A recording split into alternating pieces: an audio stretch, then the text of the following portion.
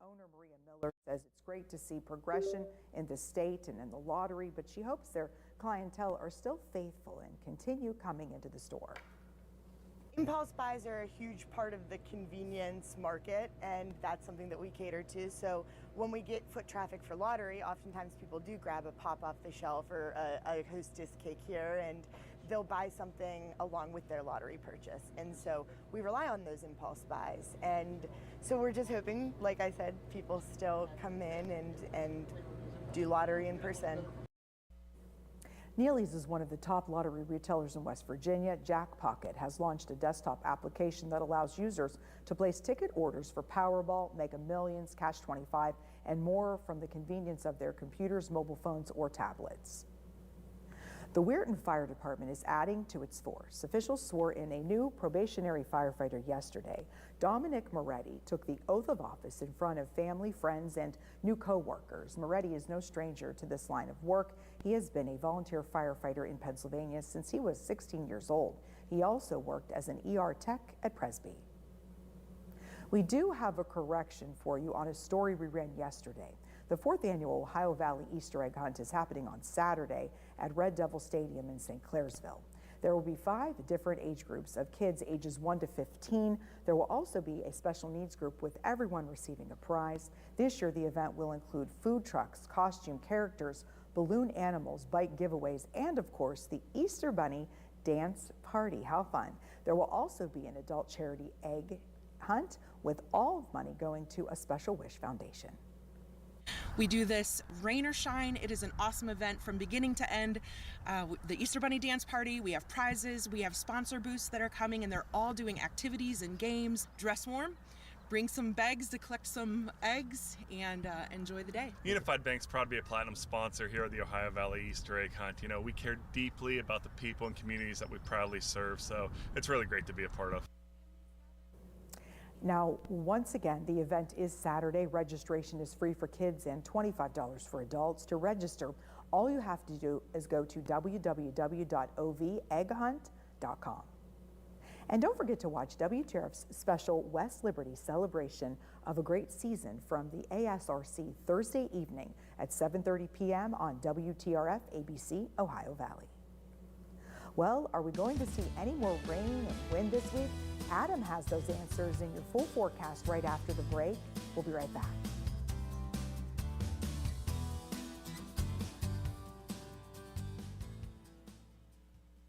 Lima Local Talk is just around the corner. Stay right here on the Watchdog.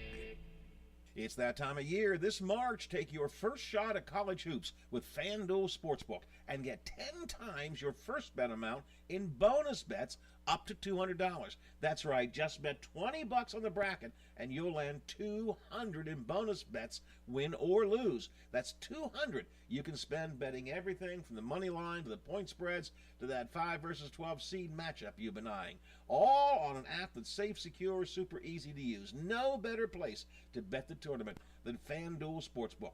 Sign up today by going to FanDuel.com, use my name, Monroe, in the promo code box, and make every moment more with FanDuel all tournament long. You must be 21 or older, physically present in West Virginia. First online real money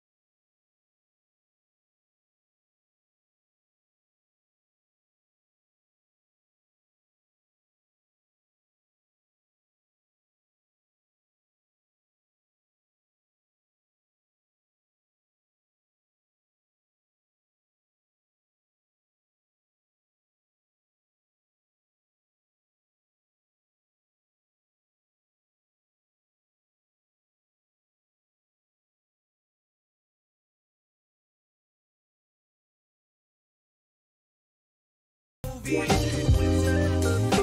right, hello everyone, and happy Tuesday.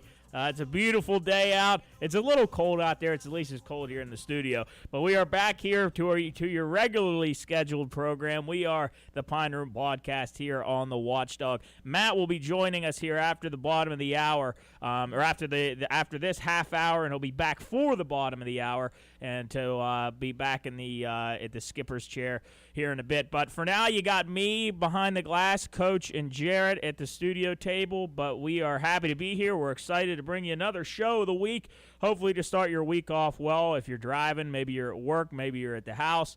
Like I said last week, maybe you're doing some spring cleaning, getting some things organized since the weather's turning for the good. But we still got some rain and stuff to get out of the way, but maybe those showers will bring some flowers come the next couple of months. But if you got allergies, be prepared. I know I'm starting to sniffle a little bit. There's some flowers coming out, some trees budding. But it's pretty outside, a nice sky today, but we're going to see how things go the rest of the week, and we'll give you a report on Thursday. But for now, I want to give a thank you to the Watchdog team, Rocky, Kayleen, Howard, everyone involved, Lola, Bob, anyone here that has helped us be a part of this family, this Watchdog group. It's been a real pleasure to be here, and we really appreciate everything they do, and we are excited to come in here every week and just have a fun time with everybody that listens out there. So thank you if you're listening to us right now. Again, if you're listening to this online or you're maybe listening to us on the radio, I'm going to give a rundown of where you can find us somewhere else. If you want to watch or listen, you can listen WKKX FM 98.1,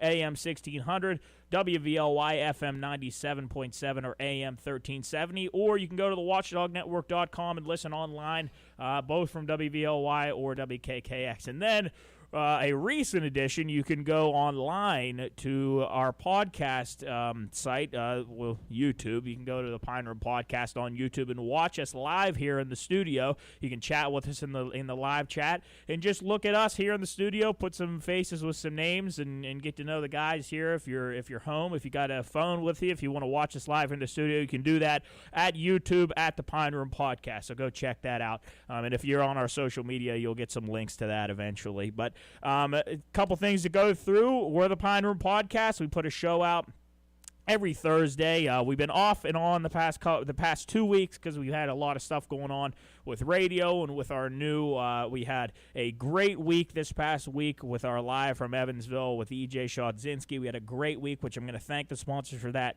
here in a second. But we're the Pine Room Podcast. We have shows every Thursday. Better's Last Stand we have every Friday. Again, that'll be all back to your regular scheduled programming this week. And then Soup and Stuff, where one of our guys, Soup, he sits down with business owners, professionals, athletes, anybody you can think of, and just talks about their life, business, things like that. So you can go check that out on all our social media. There's 100 and some videos you can go watch and listen to, and really keep yourself entertained, or just get caught up on everything that we do.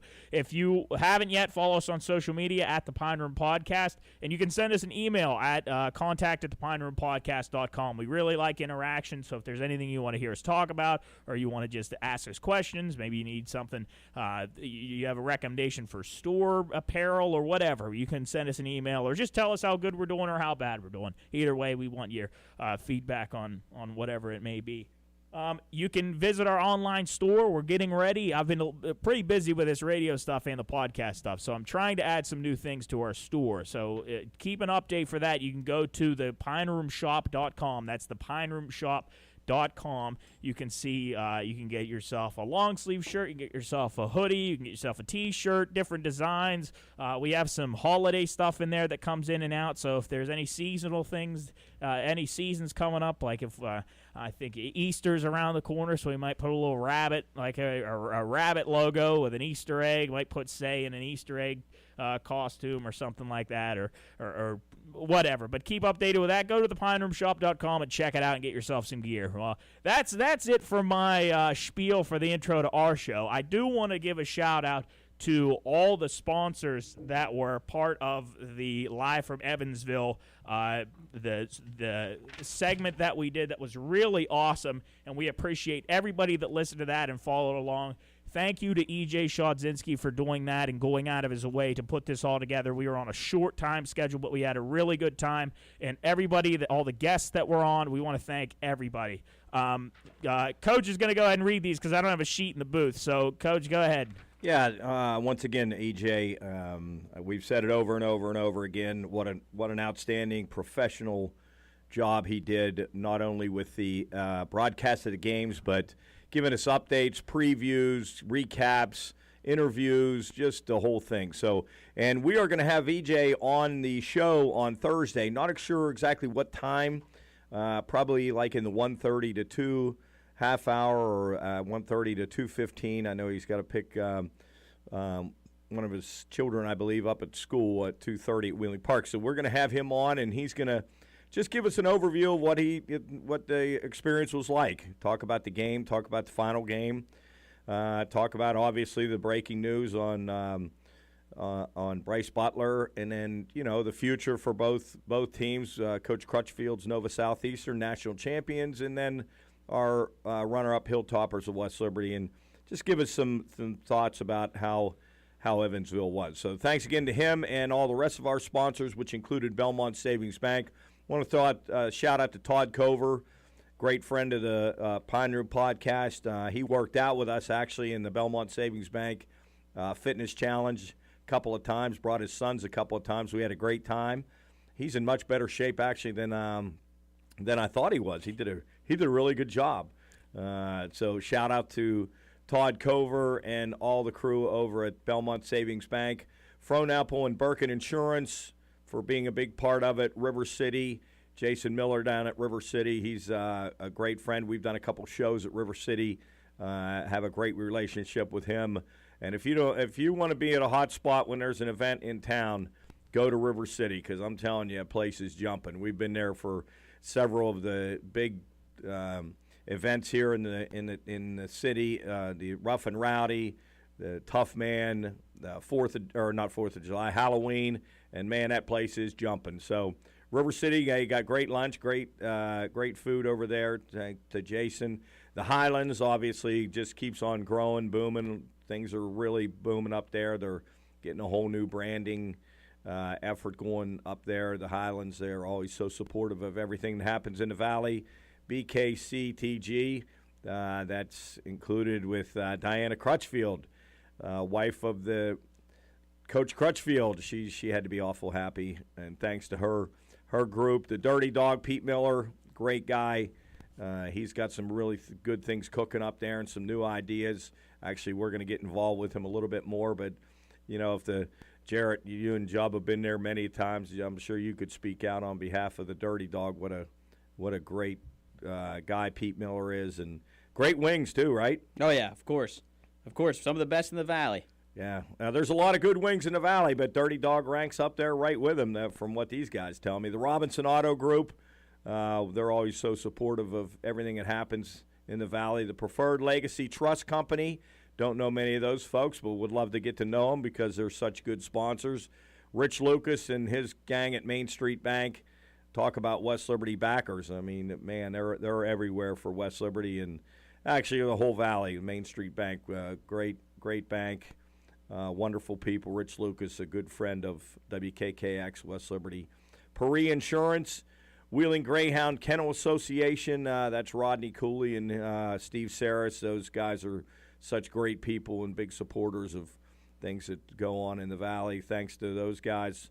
And then we had 3 nonprofit organizations that we had a couple of donors anonymous donors that donated on behalf of the YWCA, a Special Wish Foundation, and the WLU Foundation. So thanks to those anonymous donors, and we shout out to the YWCA, a Special Wish Foundation, and WLU Foundation. Once again, thank you so much to all those sponsors, and support those businesses. They support everybody in the High Valley. So if you're out, any of your needs, insurance needs, car needs, go to the Highlands, any of the food places that I mentioned, go and support them, because they're such huge supporters of not only WKKX and West Liberty, but the entire Ohio Valley. So thanks again to those sponsors.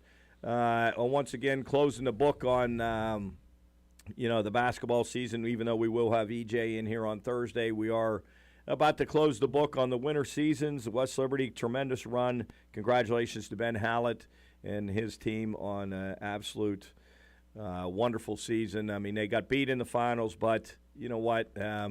They had a heck of a season, and only one team can come out on top, and unfortunately it wasn't West Liberty. They played their tails off, but had some things happen at the end and just couldn't get over the hump. Never could take the lead in the game. Played well enough at times, but then shot themselves in the foot a few times. But great effort, and everybody in the Hilltop Nation is very proud of the Hilltoppers. Unfortunately, it looks like we're going to lose one of our stars, Bryce Butler, to the transfer portal, but that's the way things are nowadays. They come and go, so everybody has their own reasonings for doing those kind of things, and we wish Bryce the best of luck, and maybe by chance he'll come back. Who knows? But best of luck to him, and once again, congrats to Coach Crutchfield. He was on with Seth yesterday. What a humble guy. Just deserving of a national championship with everything he's done. I was always worried that he wouldn't get that national title, and it'd be, one of the things that was missing in his resume. But now that he's done that, I would say he's pretty much checked off all the boxes that need checked off as a successful coach. And congratulations to him. I'm sure he's going to be getting ready here in a couple of weeks to repeat. And it sure looks like they have the team to repeat, don't you think, Jarrett? Yeah. Yeah, I mean, the only guy they lost was Will, I believe, Will Yoakum, who is, obviously is a big part of their team, but I think they're going to be pretty darn good, especially if we go down for the cookout and get some recruits for them. Yeah, we'll have to get Chris and get the grill loaded up and the hot dogs and head back down there and see him now that they're national champs. I don't know. He might not even know us down there anymore now that they're on top of the world. He ain't like that. No, he is not. He's a wonderful guy, and wish everybody the best of luck again next year. Hope they meet again. It's probably a heck of a long shot, but it was a long shot this year, and they both made it there and against all odds. So great story. We're going to put the lid on it, but we will talk to EJ a little bit more, get his closing thoughts on Thursday. But it is time to get into your favorite time of the year: baseball and softball, track and field, tennis. All of the spring sports. Hopefully the weather starts to cooperate. I think it will. It's been pretty good so far. I was at the Wheeling Park Brook softball game last night. Had a chance to announce that game. What a finish! Park down 3-0, and Brook got 3 in the top of the first. Brook never scored again. Park couldn't scratch for anything until the bottom of the 7th. And what outs are the toughest to get? Last 3. Impossible. And actually, Brook never even got an out. Oh, they scored four on it, or four? Four without getting an out. And it was a couple of errors, and then Park hit it, and you could just feel it falling apart. It's amazing. For Brook. It's amazing the momentum in baseball and softball when you get a leadoff walk, and then you can feel it. That's it. Well, it was a leadoff. It was a little dribbler out in front of the plate, and a pitcher threw it away, and ended up with a runner on. Actually, got to third. And runner on third, no outs, and then the wheels fell off. Couple of bunt singles, and then all of a sudden the bases were loaded, and then a couple of hits later, the game was over. It's amazing. You can always feel it. I could feel it. I knew it. You can always feel it. I told those guys up in the box, I said, Brook is in big, big trouble. If you get that first out in the bottom of the 7th, you're feeling pretty good. But once that leadoff batter gets on, it's trouble, and you can sense it. And then here comes a walk, and here comes an error, and then you could write the script. Yep. Yeah, so that was good, and Park boys got a win over Steubenville last night, 3-0. They head to Parkersburg today, and then they've got a really cool weekend. They go to Mountaineer Field. What do you call it? Monongalia County Ballpark. Mon County Ballpark. Yep. So they go down and play a very, very, very difficult team in Morgantown. I mean, you talk about a school that's on a roll. Boys and girls state champions in basketball. I would imagine they'll knock on a door in baseball. I don't know how softball is or any. Who won the state in baseball last year in Quad A? Do you remember? Oh boy, that is a great question. I don't think it was Hurricane. I don't know the answer to that off the top of my head. I couldn't tell you. It wasn't Morgantown, was it? No, and it wasn't Bridgeport. And I don't think it was Hurricane. I don't know the answer to that. I don't know whether it was GW. No, hopefully, Jub, where do they got to call? Let us know. You give us a call to 304-214-1600, or you can call our toll-free line. I'm not sure what the difference is, but 866-514-1600. You can give us a call and let us know if you know the answer to that question. Yeah, it was the Quad A state champs in baseball. I don't know the answer to that, to be honest with you. I should know that, too. But anyway, they're really kicking in high gear. You said college baseball. West Liberty won 4 over the weekend. Actually, it was Saturday and Monday. No, Sunday and Monday? Yeah, Sunday, Monday. Sunday, Monday, yeah. They were supposed to play Saturday and Sunday, but they moved it to Sunday, Monday. They won 4, so actually they're leading the north side of the Mountain East Conference right now, ahead of Wheeling.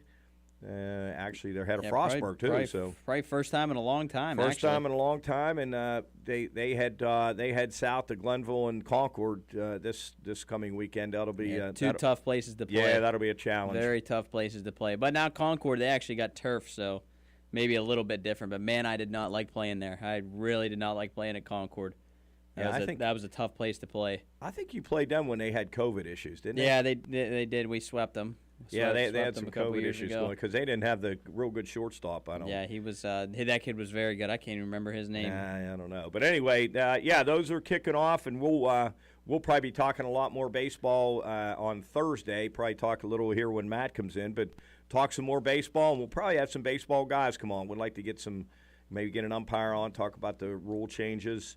And then to talk to some of the local coaches, maybe a couple of the college coaches, and get their perspective on their seasons and how things are going so far. We're anxious to hear about the turf at Wheeling Park High School. I was up there yesterday, like I said, and they have progressed significantly. They're still probably at least a couple of weeks away, but significant movement on that. So man, that's got to be frustrating. That's going to be super frustrating, I'm sure. Yeah, but the only thing is you're thinking once it's done, and they never have to do. They can get rid of the lawnmowers, the liners, the rakes, all that stuff that was everything a pain in the butt. I'm looking here. What I was able to find was that I can't find who was in the championship, but I know that in the semifinals, it was between Jefferson, George Washington, Hurricane, and Bridgeport. I just got a text from Jerry Ames. Hurricane did defeat GW in the finals. So nice. I wasn't sure about that. I knew GW was in there, but thank you for that info, Jerry. Appreciate that. Yeah, Hurricane with an absolute wonderful program. They've been dominant here for several years now, and Park actually goes there in a couple of weeks and plays Hurricane, GW, and Capital. So that's a tough road. Oh yeah, they got a pretty tough schedule. Why are they Hurricane? Why are they not Hurricane? I don't know, but you don't ever say Hurricane. You don't. But why? Grammatically, it's Hurricane. Why is it Hurricane? I don't know the answer to that. I don't even know if you can. Maybe Roy C. would know. Find that out, but it's like Glenville. This is Glenville. Glenville. Yeah, Glenville. Well, that's like Norfolk being Norfolk. Yeah, Norfolk. Yeah. So that if you're in those particular cities that pronounce it a certain way, you better. Hurricane. You better say it the right way. Yeah, Norfolk is definitely not Norfolk. It's Norfolk. So I don't know, Job. It's a good question. Why is Hurricane? I don't know the answer to that, but I don't know if there is an answer. Maybe some guy just started calling it Hurricane. It says there's also a place in eastern Washington County in Utah called Hurricane, and it's by local it's mimicking local residents or mimicking the accent of early Liverpudlian settlers. So Englishmen coming over calling it Hurricane. They're trying to be posh. Oh, okay, There cool. you go. Cool. Piece Well, of trivia. That's interesting. And I want to send out a congrats to Bailey McGrath, the head baseball coach at Belair in his first season. He played alongside with Jarrett for, I believe, 1 year or 2 years with Couple Bailey. years. Couple years with Bailey. He took over the reins, and he got his first win yesterday. Good for him. First career win. I wonder if he got Gatorade dumped on him. Good for him. That's all. I'd like to hear from Bailey. If you're listening, anybody can get a hold of him, tell him to call in, talk about his first win. He said it was a feeling like none other. So, congrats! Cool. He beat Martins Ferry 5-3. I'm sure that's a big rival anyway, and to beat them, your first career win. Wow, what a feeling. Hopefully, a lot more coming though for you, Bailey. Yeah. I'm sure you'll have them ready to go. So we're going to try to get out and see you play. So anyway, yeah. Well, I want to before we go to break, we got to go to break real quick. I want to give a quick update here. I know we mentioned it yesterday, but there's 4 people left in our March Madness contest. We got Wayne Hicksonball with San Diego State, Tom Pruitt with Florida Atlantic, Jim Alley, I believe his name is, but with Miami, Matt's team, and then Joy Adams on UConn. So if you're still in that, you got a chance to win a big screen TV, but we'll see how things go for you all. Thank you for that's Saturday 6:30, I believe, 6:25, and then what's the second game, like right around 9-ish or something? Yeah, I think a little later. Well, if you're That's one of not those 4, bedtime.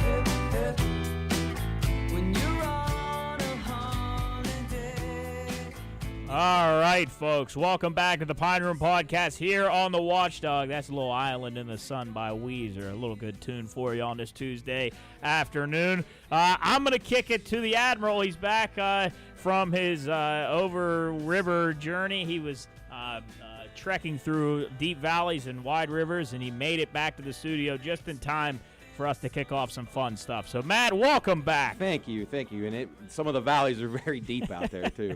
I saw Turk out there inspecting some of the holes in the road out there. Turk was? Turkley. Oh, yeah. Ooh. So they're getting to the bottom of that fiasco out there. What is Main Street? Yeah, it's tough. It's a tough venture. Just coming about 0.03 miles is tough these days. It's very difficult to see light at the end of the tunnel with this project. Yeah. I'll be honest with you. It's very, very difficult. Yeah, and There's just stuff everywhere. Yeah, I mean, literally, if you're not paying attention, you're walking. Like if Champ is out there, he could fall in one of them holes and never be seen or heard from The again. holes, the barrels, like Yeah. the caution tape and Every 10 tools. feet, there's dangerous stuff out there. Everybody I know is just praying they don't get a flat tire when you're driving Ugh. around there. One of the girls that works for me this morning had a flat this morning. She had to get it taken care of. I don't know. I agree, Coach. I don't see any end in sight. But anyway, Pine Room Podcast here on the Watchdog. Matt, Jarrett, Jubb, Coach here in the studio as usual. We got all kind of things coming up today. I'm sure these guys hit on some of that stuff. The time machine, we got that going too. Lies and a Florida guy. Got chemical spills. We got water issues. We got asteroids named Ryuga and Bryce Butler on the move. Kim Stevens inked her contract at Marshall yesterday, so that's official now. Coach Kim no longer in the Mountain East. I don't know what I'm going to do for the prop bets for the Mountain East now. What color shoes will Kim Rick wear Seuss today? is going to miss that.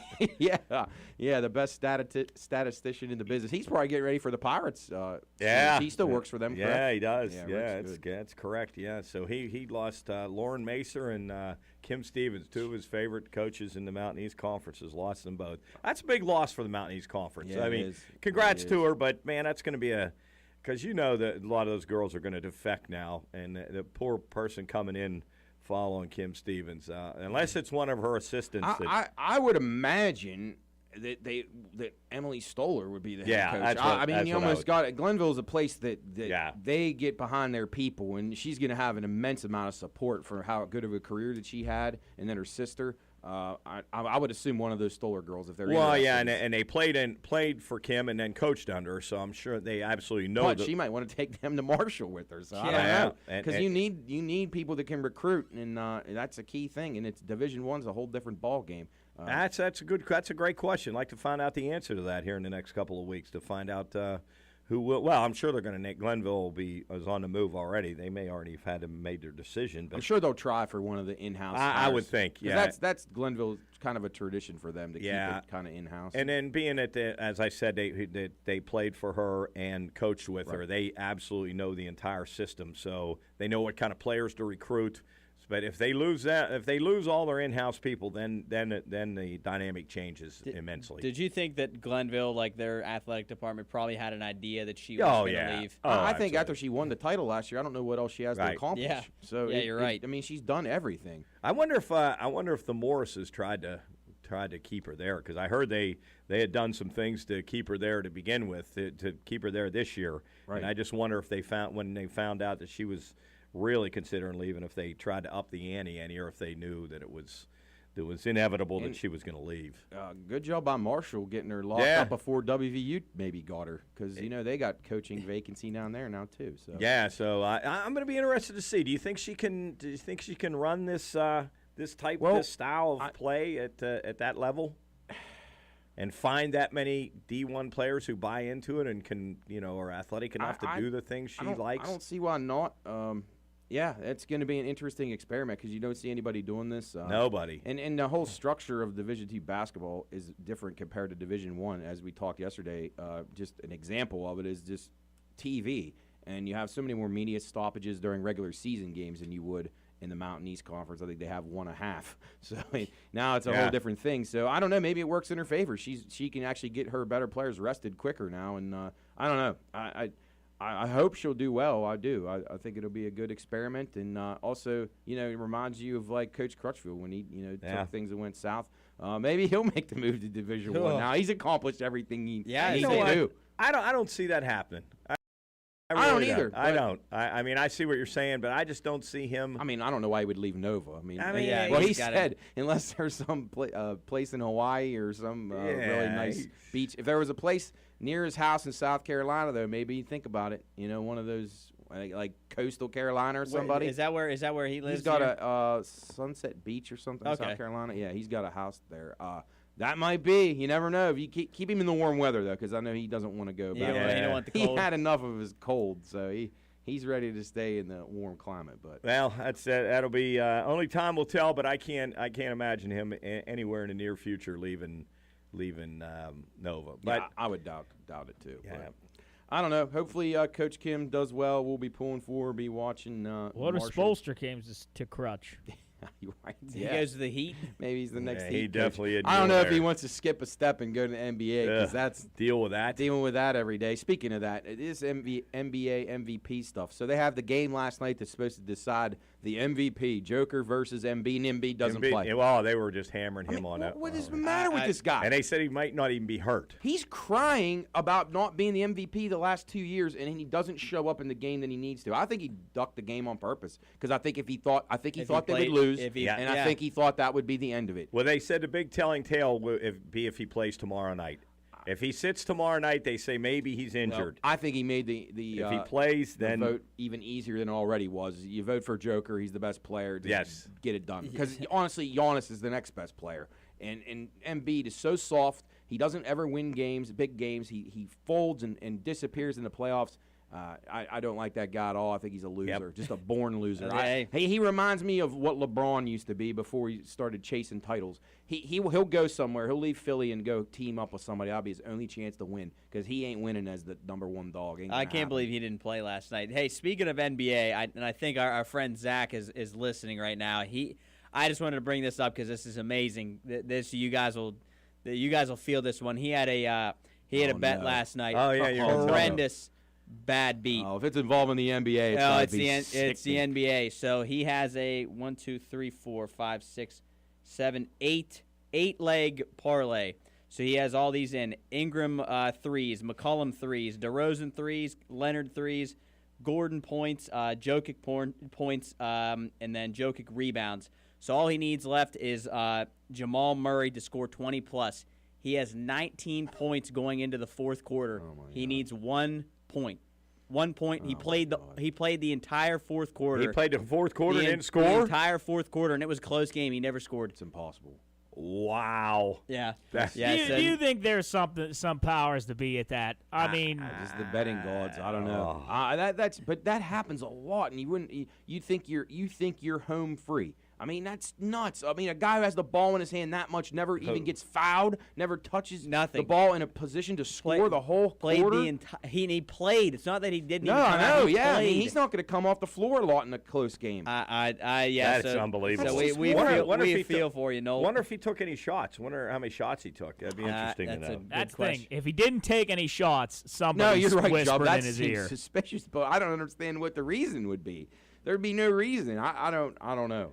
That's a head scratcher. Hey, but don't worry, Nolts. Baseball's right around the corner, so plenty of easy winners there. Yeah, the Pirates are about to start right now, so you can get a bet Start in trusting there. these bullpens. Oh my goodness. Yeah, bet the first 5 innings. That's all I can say. It's going to be. We're going to talk more baseball later in the program. Maybe get a couple season-long win total wins from Jarrett. Hopefully, he can give us a couple of those. The NIT tonight, Coach. What's any thoughts on those games? That Mean Green. Well, team Champ had the Mean Green playing on Saturday. I had a very, very, very difficult time at convincing him that the NIT was not going to be played not only the same day but the same exact time. He said North Texas, the Mean Green was playing at 6 o'clock. He said. Yeah, he said Griff told him. Because he was really convinced that they were playing on Saturday, and he couldn't. He really couldn't believe that they were not playing that Saturday with. Okay. Well, I think we got a very special guest. It's good to hear back from him. Mr. Roy C. Mercer joins the show. Roy C., how we doing today? Well, good afternoon, boys. Glad to got to talk to you today. I'll tell you, I wanted to talk a little bit about that basketball game the other day. First of all, Jubug is real upset because her boy Bryce Butler lost, and he had 32 points, and she was just all beside herself. Had a little tear in her eyes. Now that's her team. She's going to be rooting for West Liberty for whatever they play in, and hopes Bryce is up there for the next 10 years, And I'll tell you, she was just real excited, but I told her, this is what my thought was on the game. And you boys know a whole lot more about that game than I do. But here's what I thought. I thought the boys got a little bit out of hand. And I thought maybe that coach should have took control of them boys, but I don't think he did. I'm not going to blame it all on them boys. I'm going to blame it on him, too. That's what he gets paid the big bucks for. Now, I just thought that they should have won that game. And I'm going to tell you, I agree, Roy. I agree, Roy. You have to keep your composure, especially in those big games.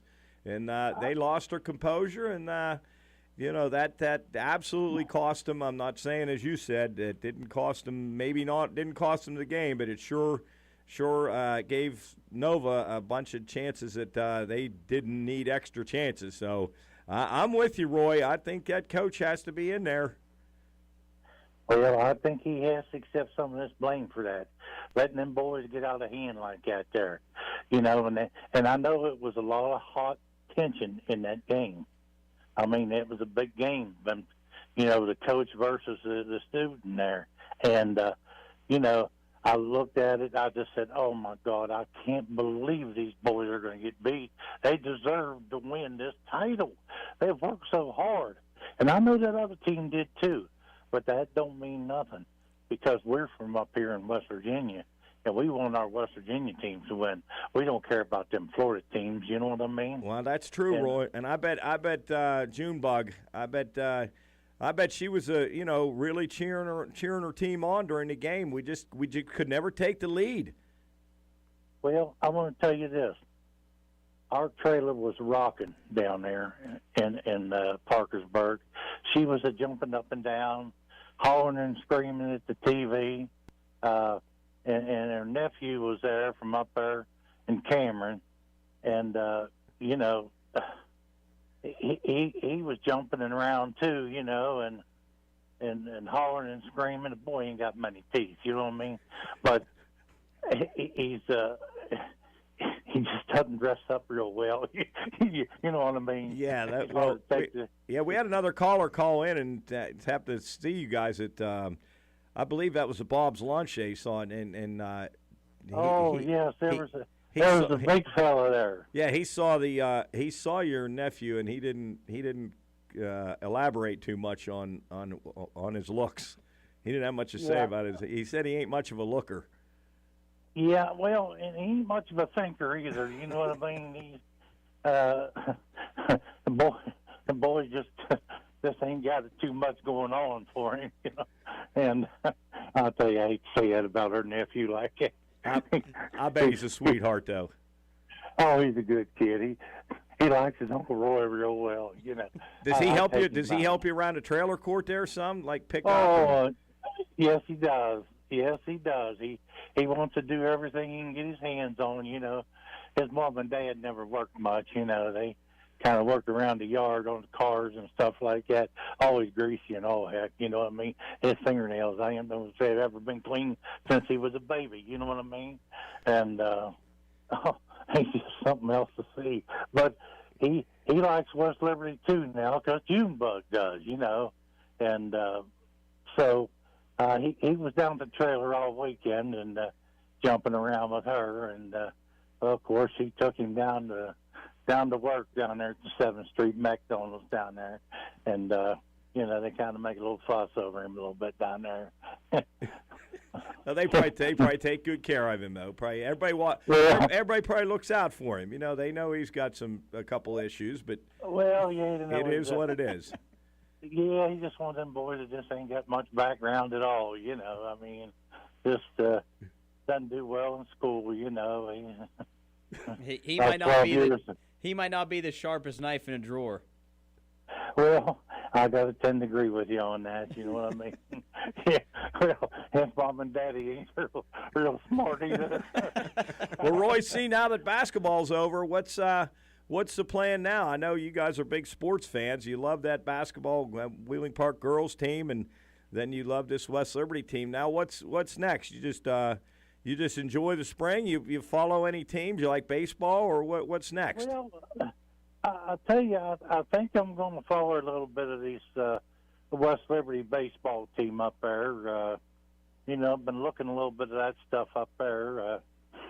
Now, I don't know how well they're going to do, but, I don't know the coach very well, but say his name's Eric or something like that.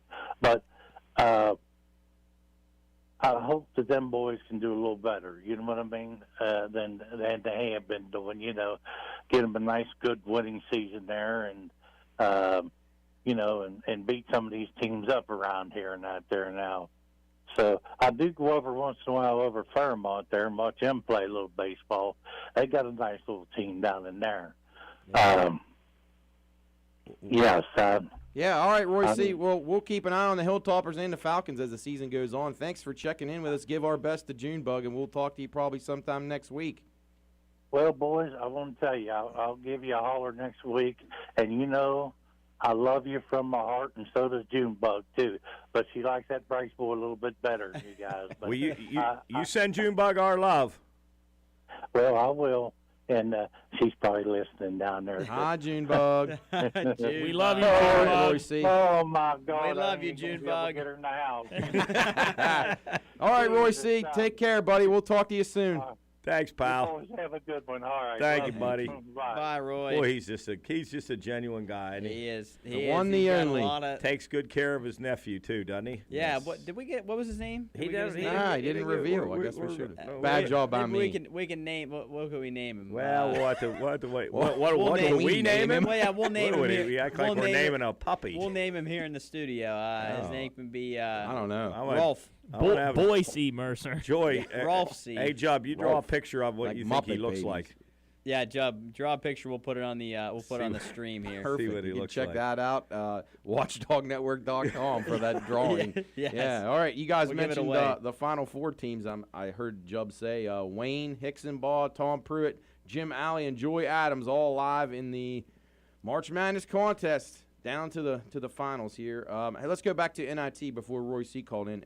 Mean Green coach tonight. Yeah, I think so. I'm gonna play the Mean Green a little bit tonight. That's I believe that's game one tonight, right? That's 7 o'clock. 7 o'clock against game. Wisconsin. I like them too. I like both Conference USA teams. I'm going to be going with UAB as well. Okay. Where's that game played at? They're playing them in Vegas this year at the Orleans Arena, I believe, is where they're at this year. Usually they used to do it in Madison Square Garden, but they've kind of rotated the NIT around a little bit. I didn't know if they played at North Texas. You ever seen that place they play at? They call it the Super Pit, right? That's good. the Super Too Pit. many pits. They got to have a pit and then a super pit. Yeah, super pit. That Mean Green team is the Mean Green team. They play tonight. I said, champ, no, there's a 6 o'clock Elite Eight game. Elite Eight game. Griff told me they play tonight. That was Saturday. Take it to the bank when Griff says Tuesday, it. So guaranteed winner. Thoughts last night on Maryland girls covering? South Carolina covered pretty easily actually. Yeah, they were worrying me though. Once they lost the lead, I was like, oh boy, because I bet them, and I was hanging on for dear life. They were down 17, and then they clawed back to lose by 11. So, good cover for them. Virginia Tech takes care of business against Ohio State. So we got the women's Final Four set. Does Caitlin Clark have anything for South Carolina? Man. That's the question. I mean, giving them 11.5 with the best player in the country on that team. That South Carolina is just so good. I don't know. Even when they don't play well, you just have to play perfect and make every shot against them. Both games flew over the total too last night. Yep, so. Easy overs, and then LSU, Virginia Tech, and the other one give LSU a slight lean there. Kim Mulkey's been there many times. She'll have them ready to go. Virginia Tech first ever Final Four. I'm sure they're going to be just really excited to be there. So they could take a thumping there. So I'll be probably jumping on LSU in that game minus the 2. How about XFL? We got a nice cigar smoking over on that one. Boy, that was probably the highest scoring game of the year, I would imagine. And erupted. The first quarter was slow. Yeah. It was going. They finally got it to 11 at the end of the first quarter, but it was 8-0 like the entire first quarter almost. I was a little worried. Yeah, that one flew over the total. DC, that line move made sense. That was like a 5-point flip in DC. Yes. Taking care of business there. So And then your team, your beloved Canes, gonna get ready Yeah. for Saturday. You'll have a big day Saturday getting ready for the and unfortunately it's what time does that game? That's 8. I got it on here in the page. Is it what is this? 8:49, 8:49, 9:09 or 6:09, and 8:49 are the two tips. And So 8:49. San Diego State FAU at 6:09, Miami UConn 8:49. Now, if that first game runs long, obviously that pushes. And the chances start are time back. it will run long. Yeah, oh yeah, because there'll be reviews and then officials will get involved in like the umpire yesterday with Real Muto that Jarrett was talking about. That was ridiculous. I That was watched that amazing. and was reading about Did it. he think did Real Muto think he had the ball in his glove already, or he thought the No, he umpire thought he was threw gonna it throw it back? back to the and pitcher. he told him that. He turned around and said, "I thought you were going to throw it back to the pitcher." And then he says, "I couldn't see." He said, "You're behind me. How can I see you?" And he was the umpire, I guess, like said no chance or something, like acting like he was messing with Like it. that guy should be reprimanded for that. You can't act like that. Yeah. I know they said. I think it was like Andrew McCutcheon said that they should be able to review that. Like when there's a clear misunderstanding that he shouldn't get tossed out of the game. Or clarify. Be sure that he's doing what you Yeah. think he's doing before Yeah, you overreact. At least give him like a warning or something, or, Yeah. or just talk to You're him. supposed to be the mediator in this whole thing. You're supposed to keep order out there, and then you're just stoking the fire by doing things like And that. especially if there was no preempted incident before. Yeah, I don't, like I don't if he, think he was upset at a pitch or anything. That's what I mean. If it would have been a bad call that he thought he missed a bad call right before that, but if there was nothing preempt there, then why would he think that he What was umpire doing it? was that? I didn't even know. I didn't even catch the name. Oh, That's a shoot. good Was question. Was he a well-known He was guy? a younger guy. No, I he was a think. younger guy. He was a younger guy. You Thought it might be Nick's boy, Angel Try- Hernandez. Yeah. Oh, no, that'd have been like national news if he. Oh, if it was did him, yeah. He'd somehow sue MLB. because Yeah, of it or something. That Oh, wait, got to replace our guy Joe West. Joe West. Oh man. Yeah, it was time for Joe to Joe go. West was in the Naked Gun movies. He's been around forever. He has been Hey, a Reggie long- it's been a Jackson was long playing time. when he was umpiring. Yeah, he's out there calling balls and strikes. Well, actually, he was on. I think he was like the second base umpire, and Frank Drebin behind the plate. So that was, Yeah.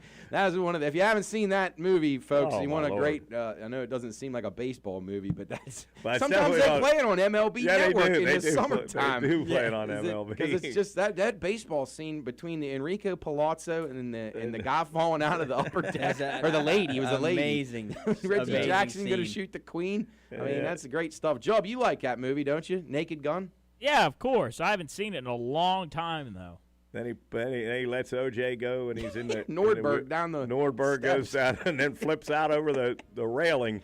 Yeah, incredible. If you like Naked Gun or any other movies you want us to watch, 304-214-1600 on the Partner Podcast, on the Watchdog. We're coming back, and we're cranking up the time machine. We're we'll just be right getting back. going. On the PRP, you're listening to the Watchdog. It's stress. It's making me feel so depressed. Most my life I felt so tired, but every now and then when I try, I say, keep it up and go on. Your only hope.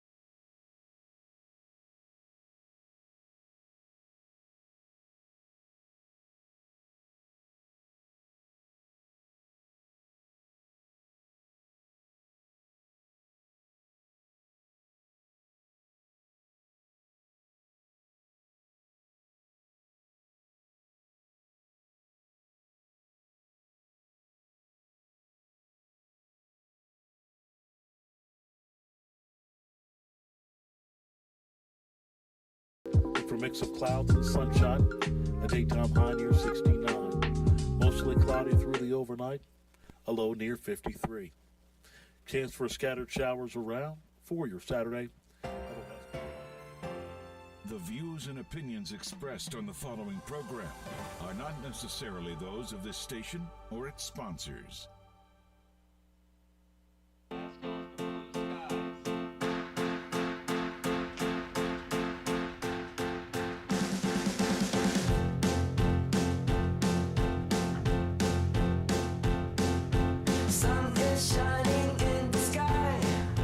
It's the PRP on the Watchdog, back with you as we start our second hour on a Tuesday afternoon. I know the weather report said Friday, Saturday, but I don't think it's the weekend yet. I mean, I'm looking forward to it, but I don't think the week went that quickly. I think he put that on because we're getting ready to get on the time machine. Oh, well, that could be. So we can go back in time to last Friday where it was raining and windy. So I think that all fits in together. Perfect. That's what I Good love work, about Chubb. Chubb. He's all over it. Yeah, that was totally pre-planned. Special thanks to Darnell Foster, too. Yes. Does a great job. Darnell, Go Bucks. Darnell's on the ship with Yep, us. tons more still to come here on the Pioneer Podcast. As we mentioned, the time machine will be getting cranked up here momentarily. Got two lives on a Florida guy. We're going to talk about that terrible shooting yesterday. Some transportation issues across the pond, train derailments, chemical spills, water problems. Champ has a broken phone. We got a lot of things in the world that are going on that are just disastrous, as Jarrett just said. And we got some incredibly interesting things that happened in outer space. So lots to come on the Pioneer Podcast. If you want to talk about it, 304-214-1600. We'll talk about whatever you want. You want to talk about if you know Roy C's nephew, give us a call. If you like the new Watchdog head that's sitting next to Jarrett right now, give us a call. Watch us on YouTube. Check us out all over Spotify, Amazon, YouTube, at the Pioneering Podcast. Soup and stuff. What's Soup doing right now? Where is he? What's his current location? I think he might. Today might be a normal day for him. Like a real work day? No chance. Zero chance. He may be working out right now. Does he over lunch. Does he ever drive outside of, inside of, like, a 20-minute radius from, like, where he is for the day, like his house for the day? I think he's always outside. I mean, for example, we're talking about we're a very confidential meeting that's happening out of town, I'll just say in Elkins, but we were talking about, we got to drive 2.5 hours, and I said to Sue, well, that's kind of 2.5 hours. That's a day's journey, back and forth and get a meet and then all the way back. And I said, well, how far is it? He goes, 5.5. Yeah, he said it's not bad. It was like driving to Washington, PA. Yeah, not bad. 5 hours, not bad. Yeah, he's like, I'll just take the day off work. Yeah, I'm like, jeez. Yeah, he's amazing. One of a kind, but we love him, and he's doing good things for us out on the road, pounding the pavement every day for 3M and the Pioneering Podcast. Yep. So thanks to Soup. Best of luck to Luke this week as he takes on Morgantown on Friday. I heard you guys mention that on the drive over. Park with a nice win yesterday, and they got a win in softball too, Coach. So it sounded like you saw it was a good game. Good day. Good day for Park on both ends there. Yeah, I actually think Park baseball JV they threw a no-hitter, I believe. Against Steubenville. Oh, they did? Yeah. Ooh. Oh, it's Coach Nardoni, Coach Cooley. That's all they do. That's all they do. Those guys, they got their big home opener tonight up at West Liberty against Parkersburg. Yeah, they play up at the pit. Well, best of luck to those guys. Those guys do a great job. They're good to see young guys in the coaching field. Parents lay off of them, let them do their job, and Cooley and Nick will give it back to him, hopefully. Yeah, well, I know Nick will. There's no doubt about it. Don't worry about Nick. Nick will. That's good to hear. All right, Job, I think it's about time. Is it time? Take it away. Oh, I think geez. so. If you got the keys, if you can find the keys. Yeah, hold on. Let me see if I can find my keys. All right, I think I got them. 3, there we go. 2, 1. Read my lips. You're going to need a bigger boat. One small step. You want to see the wizard? We shall fight on the beaches.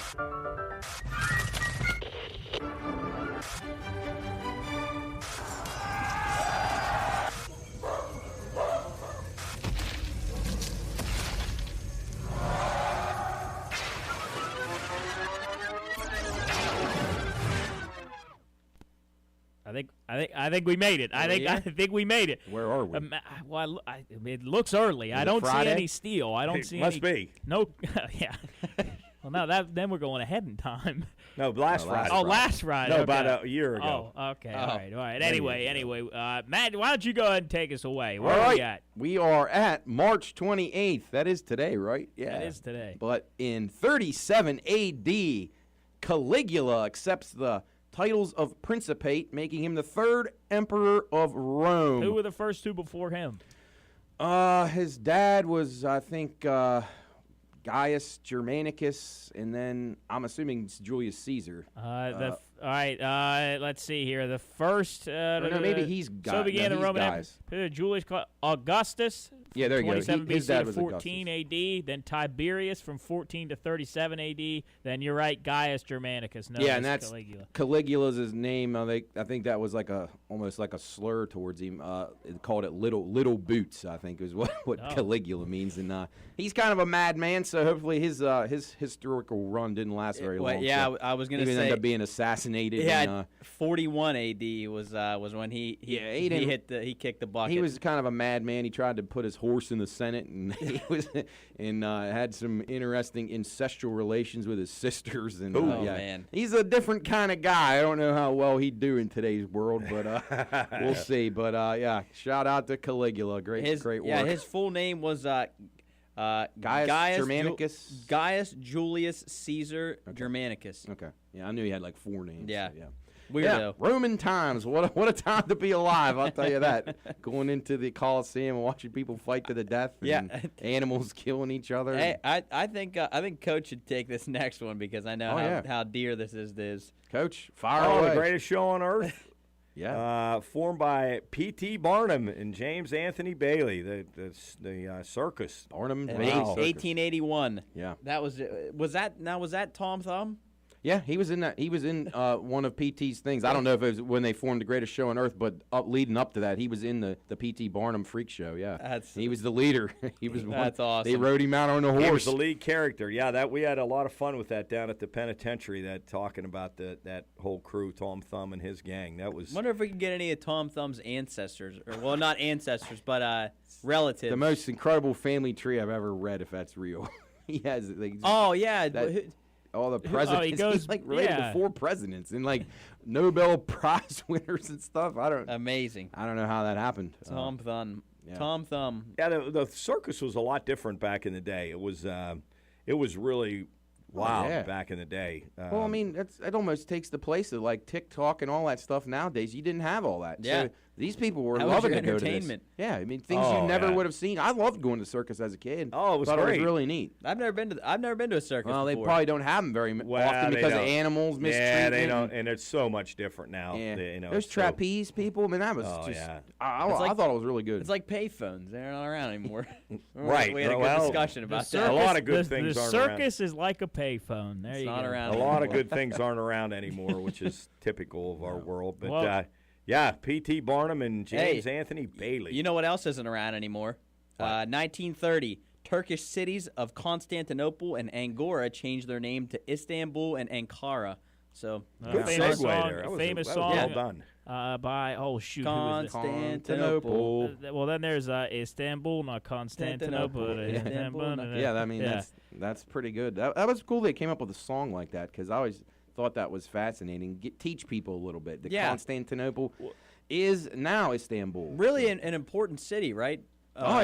Geez, yeah. Back. I couldn't really remember what. I know it was important. I don't really remember in why. Middle Ages and was it right on a river? Right? Oh, it's right on a the body Nile? of water. Yeah, body of water. No, Nile would be that's in Cairo in Egypt, but no, it's out near the Mediterranean and is a key crucial area of the world at that time. Well, talking about crucial things, Spanish Civil War ends as Madrid falls to the nationalists led by Francisco Franco in 1939. That was today in history, March 28th. I don't know much about the Spanish Civil War. I don't either. I got to be honest. That's one I don't know anything about, to be quite honest. I knew Franco was the leader of the revolution, and I really don't know if that was good or bad, but Spain seems like a pretty good country these days. Yeah. If you had to pick a nation to live in Europe, in Europe, it seems pretty good. Yeah, the Spanish Civil War, this says it was the bloodiest conflict Western Europe had experienced since the end of World War I. Okay. So All right. it was the breeding ground for mass atrocities. About 200,000 people died as a result of systematic killings, mob violence, torture, and other brutalities. These are amazing. I guess I should know about that. Yeah, that's a rough one there. I mean, the things that we just went over, outside of the greatest show on earth, Caligula responsible for tons of deaths and a lot of terrible things that went on in Rome, and then you got Constantinople. I mean, there's so many battles fought in that area of the world, and then you got Spanish Civil War. It's amazing how many people died for pretty much. I mean, no, I'm not going to say all wars are senseless because I don't really believe that. I think, honestly, we wouldn't even be a nation if we didn't fight a war, so we've got to be proud of that. But a lot of times I feel like now people are, at least one of the few good things about today's world is we don't go to war as quickly, but that also had to do, a lot of people don't think nuclear weapons were a good thing to have invented. I don't agree with that because right now that makes people rethink and reevaluate before they go to war. Thank goodness it's just not like, oh, well, here we go. Yeah, right. There wouldn't be anyone left. He just vaporizes the entire world. I think Appalachia, the Appalachian Mountain, that area, I think we'd have an all right I like our militia. I think we'd have a good militia. I think we'd have a good militia. I think we could hang in for a while.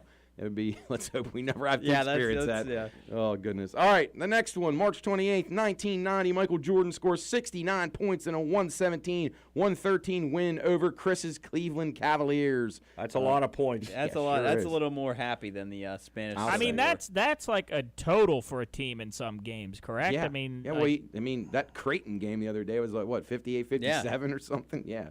Yeah, Job, 69's a lot of points, especially in college and high school. Cooley still says Jordan's overrated. I don't know if he. I don't. Well, think he can say you know who I that think's a stuff. better athlete than Jordan? Stone Cold Steve Austin defeats The Rock for the heavyweight title at WrestleMania. Is that 15? No. Yes, 15. Yeah, 15. See, Caligula would be happy, Jub. You learn your Roman numerals. Yeah, good job. So he defeats The Rock. Good. I'm not a fan of The Rock, especially his wrestling persona. I'm not sure about him as a person. I think he's a pretty good guy, but his wrestling persona, I think I would much rather see the rattlesnake himself. I was on Team Stone Cold in those days. I just saw a clip of him, and I don't know if this was the same occasion when Stone Cold drove the beer truck into the arena. It was around that time. I mean, he was the hottest guy on television. And he every sprayed Monday. down McMahon and The Rock with the beer. Yeah, he drove a truck in there. He stole a Zamboni one time at a rink and drove, and it was firing beers. Yeah, at big people. Miller Lite truck. Maybe he stole whatever, like a vial of the H1N1 swine flu. That's what happened in 2009, this day in history. First case of the H1N1 swine flu occurred in California. I remember when that happened. I know it wasn't that big of a deal. I mean, it didn't affect as much as. Well, I do think maybe the media made it out to be a little bit less than it really was. I mean, Curry had it. If Kevin's listening, he should call in the show 304-214-1600. He had to take school off for a long time, so I don't know. Oh, he did? He had the swine flu. Yeah, he was out of commission for a couple of weeks. Who, Curry did? Yeah, and he never misses school. Oh, wow. So, yeah, well, he's probably listening right now. So Curry, maybe if you did shed some light on maybe that. he grew a tail. If you had COVID or you had swine flu, see, Job, I agree with you. It wasn't built up to be big at all. Well, but then after the fact, you look at how many people really got sick from it, and it was almost more than COVID. I remember kind of being nervous about it when I was in like middle school, yeah. and then people were like, it's just a swine flu. It's not that big of a deal. So this one came from swine, and the COVID came from bats. Yeah, next one's gonna come from octopus. Yeah. That's the next. Well, yeah, about 3 years ago, last week was when the lockdown started. Yeah, I believe March terrible. 15th. I'll never forget that. Well, it was an interesting time. Well, at least Curry didn't die, because you know who could have probably died?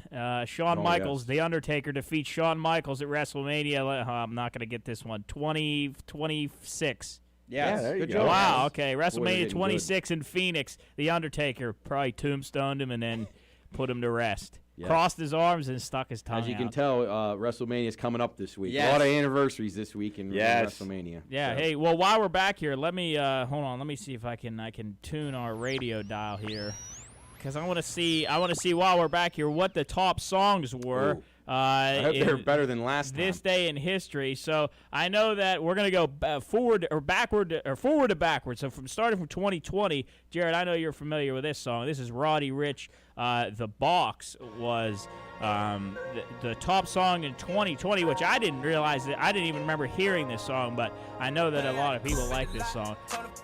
Jeez, I thought it was a symphony at first. Yeah, that was a really big song. What? That was 2020, right? That was 2020. Yeah, that was right when TikTok was really getting popular. I remember that was a big. I feel like I heard this song on. Oh, wasn't that the? Yeah, like during the warm-ups. Yeah, this was like played for sure. And then if we back up a little bit to 2012, Dad, your girl, Rihanna. Oh yeah. This is Rude Boy by Rihanna. 2010 topped the charts for a couple of weeks. Then, Matt, I know you're a big fan of this group. They came into the scene pretty hot. A little bit of Destiny's Child. Yeah. Say my name. I know say Chris my loves name. that. When was this, Job? This was 2000. 2000. Kelly Rowland. My name.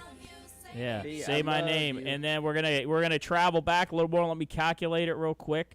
We are going back to 1990, 8 years before I was born. We're gonna go back and we're gonna listen to a little Alana Miles. Oh wow, Velvet. What movie's that on? I'm not sure, but it topped the charts back in 1990 on this day in history. Oh, look that movie up, Jared. And then big shout out to Chris. I actually don't know if he likes don't know if he likes these guys, but I know that this topped the charts and definitely something he would have listened to. Black Magic. Oh yeah. Another Brick in the Wall, Part 2 by Pink Floyd topped the charts for quite a while. When they released Another Brick in the Wall, Chris. The Wall by Pink Floyd. And then I got a couple facts here. If you want to talk about movies, last week or 2 weeks ago, our movie list was not good. Is this better? Hopefully? Not good. I mean, it's really? Yeah, I mean, it's pretty good. I mean, there's some. I feel like blockbusters wouldn't come out this time of year. You got WrestleMania and March Madness going on. So in 2017, Beauty and the Beast, the new one, the remake came out this week on Tuesday. So today, with brought my in cousin in it, Emma Watson. Yeah, brought in $9.4 million. Then we also had in 2015, we both had Home, which I'm not sure. Oh, that was with Rihanna. Also, that was an animated show called Home. And then we had Get Hard. That was with Will Ferrell and who's the I've comedian? heard of that, but I don't think I've ever seen it. That was with Wahlberg, right? No. I'm thinking the other guy. Anyway, we had a couple other movies here to name. How to Train Your Dragon, which is a really good movie. That is really good animated movie. Monsters vs. Aliens, another animated movie. G.I. Joe Retaliation. And then we had the Divergent series Insurgent and The Haunting in Connecticut. Do you guys like the Divergent movies? I never saw pretty them. good. I never saw them because I know that book came out. The book kind of became popular when the Hunger Games came out because it was a similar. Yeah. It's not bad. They're pretty good. Yeah, but top three though this week in history: Monsters vs. Aliens, Home, and Noah. I'm not sure what Noah is, but maybe Noah's Ark. It's good. And then if I can real quick, I'm going to try and do it. But all our Time Machine has here is a VHS or a VCR. Right. So I'm gonna. There we go. I put. There's VCRs in. So there, we got that. So that was our film and television. But here's another couple film and television facts. The Nazi propaganda film Triumph of the Will came out in 1935, released showing Nuremberg rallies commissioned by Adolf Hitler, directed by Leni Riefenstahl. Yeah, she's a lady. Yeah, she. You imagine going into a movie theater? They like herded people into theaters to do this. And you know what else I found fascinating in those times, or where the time we're in right now as Job travels us around? You would go in there to get your news. Like, that's where you would go for the day, is a movie theater. Yeah. And they would give you the news for the day, like what happened in the war yesterday and stuff. That's we crazy. had, Incredible in time. 1948, I'll just list these off quick. Mr. Roberts, Henry Fonda, and Joshua Logan win a Tony Award. In 1971, the last original edition of The Ed Sullivan Show broadcasts on CBS. In 1977, the 49th Academy Awards, Rocky, Peter Finch, and Faye Dunaway win. 1985, Neil Simon's play Biloxi Blues premieres in New York City. 1992, the 6th American Comedy Award, Kathy Landman, Judy Watkins, and Billy Crystal win. And then big, because of it's this week, in 1999, WrestleMania 15, First Union Center, Philadelphia, and Pittsburgh. Or in Pennsylvania, Stone Cold again. Yeah. He beats The Rock in no disqualification match for the WWF Heavyweight title. And then we have in 2010, 2010 we had both two events here. WrestleMania 15, the Uni-Phoenix Stadium in Glendale, Arizona. Right, Chris Jericho defeats Edge. John Cena downs Batista, and The Undertaker beats Shawn Michaels. Huge. And then I had to throw this in here, guys, because I feel like we have to respect those that have made this day their special day. And I feel like we should at least play a little bit of an homage to some people that have maybe tied the knot today. So today in history, couple weddings here. Impressionist painter Claude Monet weds Camille Doncio in Paris. Actor Douglas Fairbanks marries actress Mary Pickford. Ooh. Actor Jeremy Irons, one of my favorite voices in animation, voiced Scar in the famous Lion King movies. Weds actress Sinead Cusack. I believe it's her name, Sinead Cusack. And then 1987 screenwriters Nora Ephron, When Harry Met Sally, and Nicholas Pileggi, Goodfellas, they marry. And in 1996, actress Angelina Jolie weds actor Johnny Lee Miller, which I don't think lasted very long. Incredible. Wonder how many of them are still married now. Yeah. And then, of course, we have to say goodbye to our dearly departed. Perfect. Chris is loving this. Which we got to do it because we're going to blow through some of these. So we got to say March 28th? We got to say goodbye to our dearly departed. Which we actually did have a couple of these. I was surprised. It's actually kind of sad how many deaths there are compared to the amount of birthdays. But let's just get let's set the tone here. Matt, your boy Ivan the Terrible. I know. He had a good run. Marquis de Condorcet. 1794, French Enlightenment philosopher. Modest Mussorgsky, a Russian composer. He died in 1881. Ban Johnson, American Baseball Hall of Fame executive. Virginia Woolf, a British author. Sergei Rachmaninoff, a Russian actor, piano virtuoso. Jim Thorpe, American all-around athlete. Chuck Klein, American Baseball Hall of Fame, right? W.C. Handy, American composer and musician, known for the father of the blues.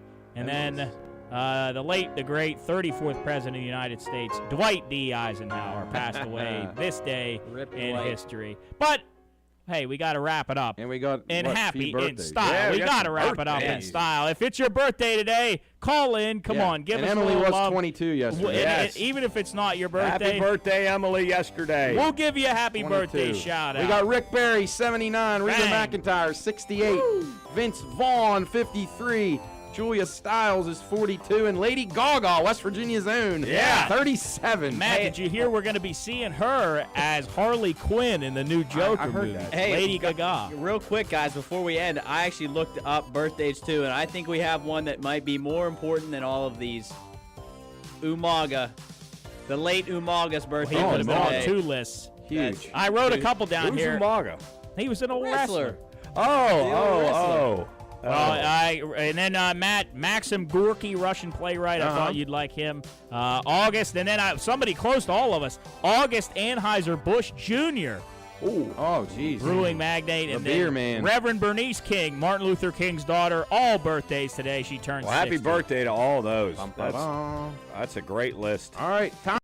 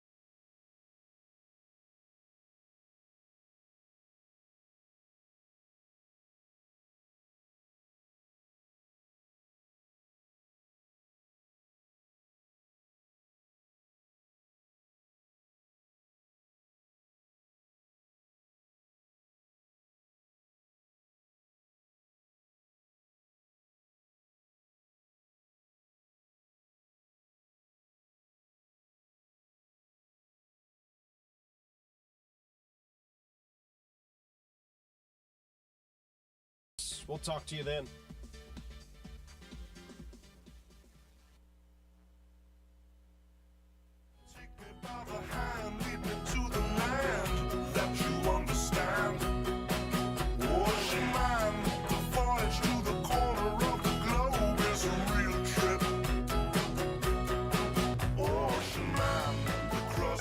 All right, welcome back into the PRP on the Watchdog. Matt, Jarrett, Jubb, and Coach with you on a Tuesday afternoon. It's actually kind of nice out, Jubb. I heard you say that on the beginning of the show. It's not too bad out there. We'll take it while we can. Let's check that temperature. What are you guys?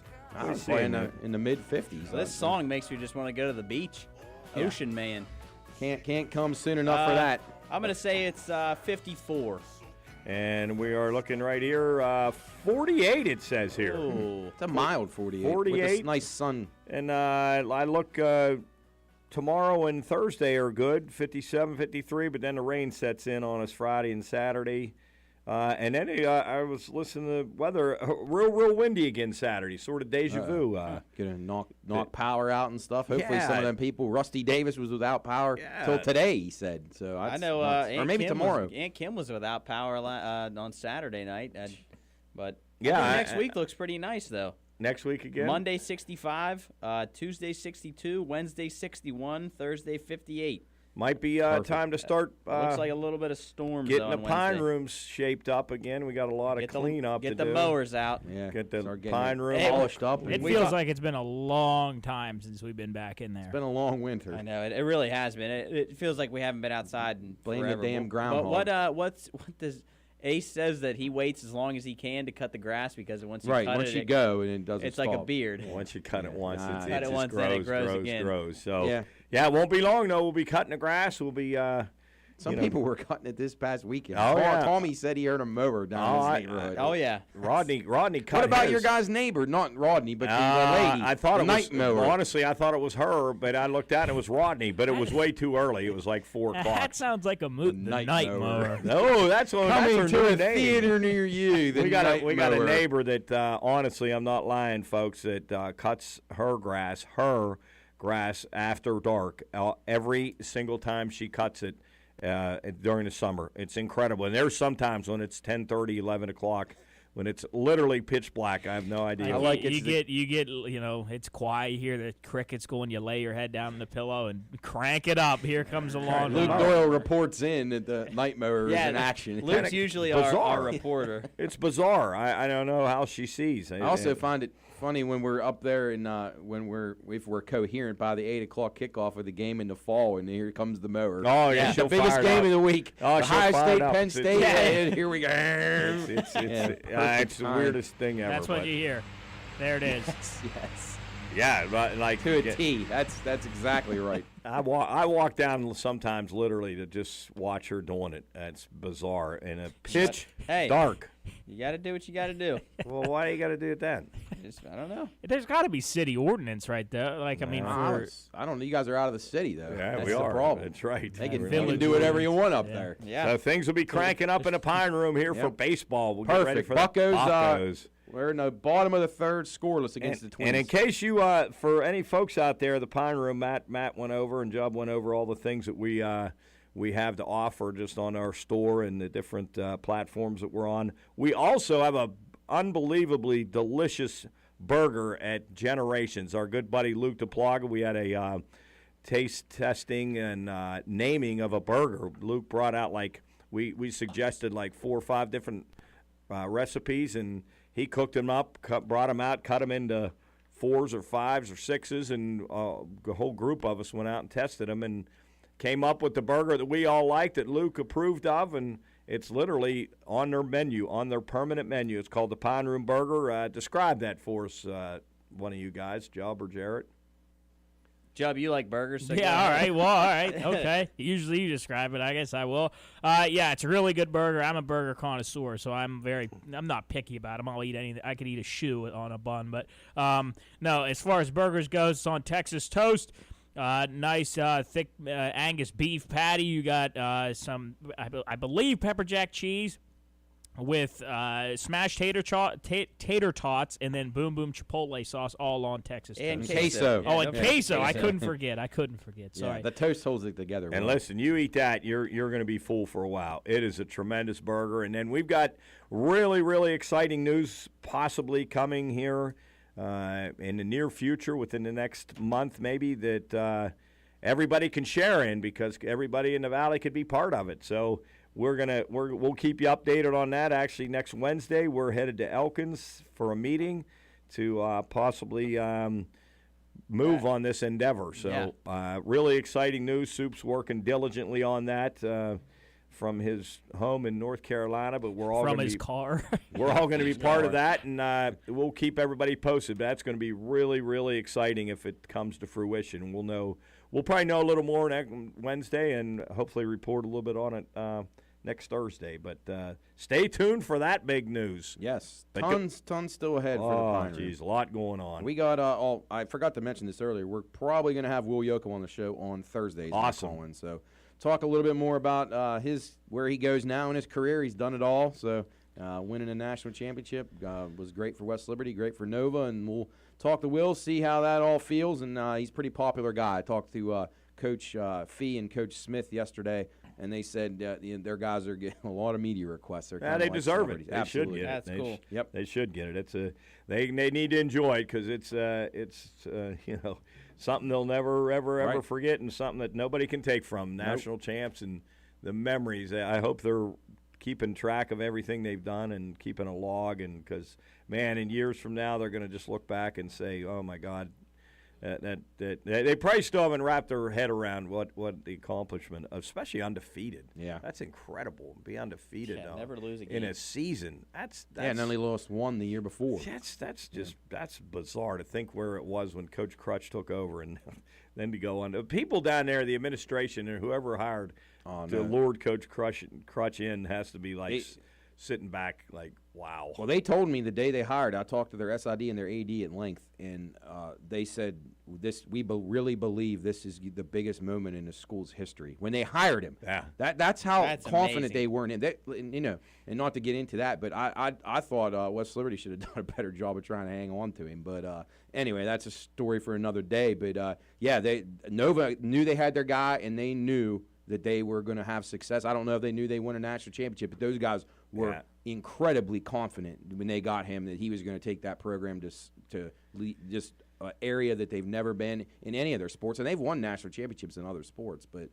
special guy. It Well, is. They hit a home run. Let's hope West Liberty can hit a home run with their new president, because we need that. We need to get things going in the right direction on all fronts. Yes. So let's. They've narrowed it down to 9. That process is going to be beginning in the next couple of weeks. So let's hope that they. I hope they do better than the last few days. And Kathy Monterosa is a really good lady. So Yes. I'd assume they just keep it with her. Let her be it. I saw Coach Monterosa today too, and I forgot to ask him if she's got her hat in the. I don't know how that all works. I just know it makes a bigger difference when it's a West Liberty person that gets that job. Mm-hmm. And they've really, really messed it up the last two. Yeah. And I hope they do a better job this time. Yeah, I do too. I know there's not many Clyde Campbells and Dr. John McCulloughs out there running around in higher education, but they got it. And even Robin Capehart did a really good job when he was there as well.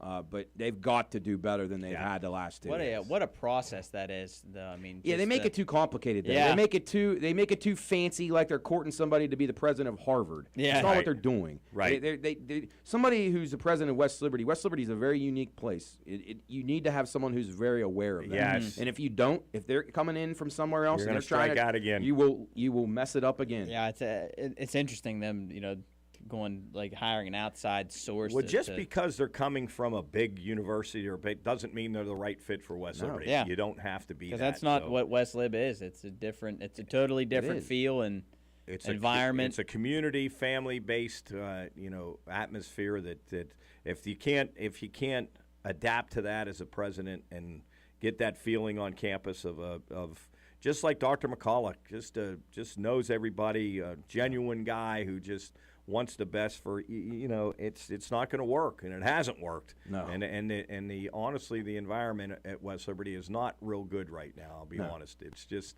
it needs a pickup bad. It needs somebody that they can get behind again. Yes, So yes. let's hope for that. And We'll then for keep their our fingers alumni crossed. too. They need to, Yes. get the alumni like all of us really back excited. So anyway, I didn't mean to veer off track, that's all guys. right. Sorry, it just came up in our whole conversation. So All right, well, I think it's time. Job for I two believe it's lies. time. I believe it's time. Again, warning, this is not a real police car behind you. Don't look in your rearview mirror. I was going to take this out, but I forgot. I got busy with other stuff. It's not a real police car. Don't worry about it. Don't freak out. It's not a police car. Anyway, 2 lies in Florida guy. You better buckle your bootstraps and get to running, 'cause you got the law on your tail, boy. We're as South gets, and it's time for 2 lies and a Florida guy. Yeehaw!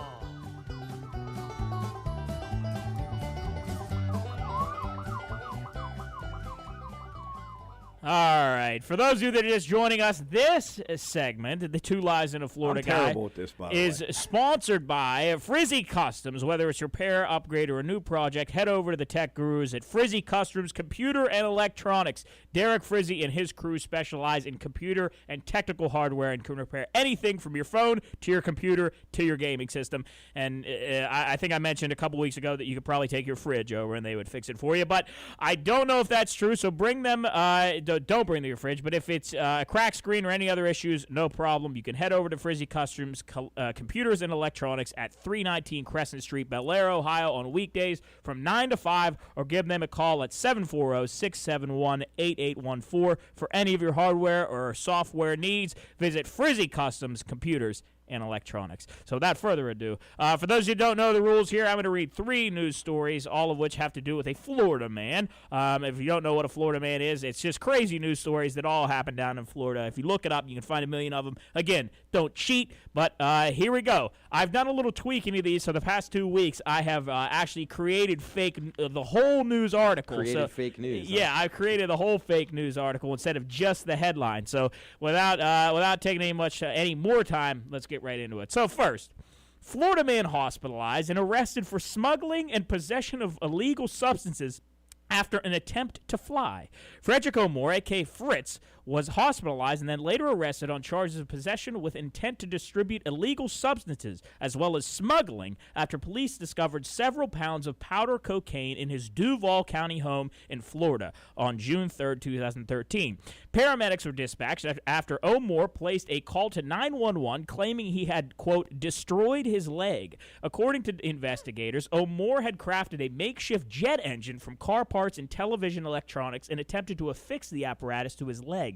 O'More had third-degree burns on both legs, with one eventually being amputated before he was arrested several weeks later and taken to prison on a $60,000 bail. One leg in prison. Next. Florida man arrested on drug charges after claiming she was being held hostage in clothing outlet Mannequins to Blame. In 2015, at Sodo Shopping Center, a Florida woman was arrested after allegedly claiming that mannequins were holding her hostage. According to witnesses, the woman, who had not been named, appeared to be under the influence of drugs. The incident occurred at around 9 p.m. as the shopping mall was preparing to close. Eyewitnesses reported seeing the woman wandering around the women's clothing section, muttering to herself and acting agitated. At one point, she reportedly began shouting at the mannequins who were, quote, talking to her and, quote, trying to keep her there. Concerned shoppers alerted mall security, who quickly arrived on the scene. They attempted to calm the woman down, but she resisted their efforts and continued to claim that the mannequins were holding her against her will. The police were called and the woman was taken into custody. She was charged with disorderly conduct and resisting arrest, and she was taken to a local hospital for psychiatric evaluation. Did you say they thought she might be under the influence? Yes, they thought. Okay. Yes. And then finally, a couple arrested in Jacksonville for misrepresentation of a product after selling, quote, tickets to heaven. Tito and Amanda Watts, residents of Jacksonville, Florida, were arrested over the weekend for selling golden tickets to heaven to hundreds of people.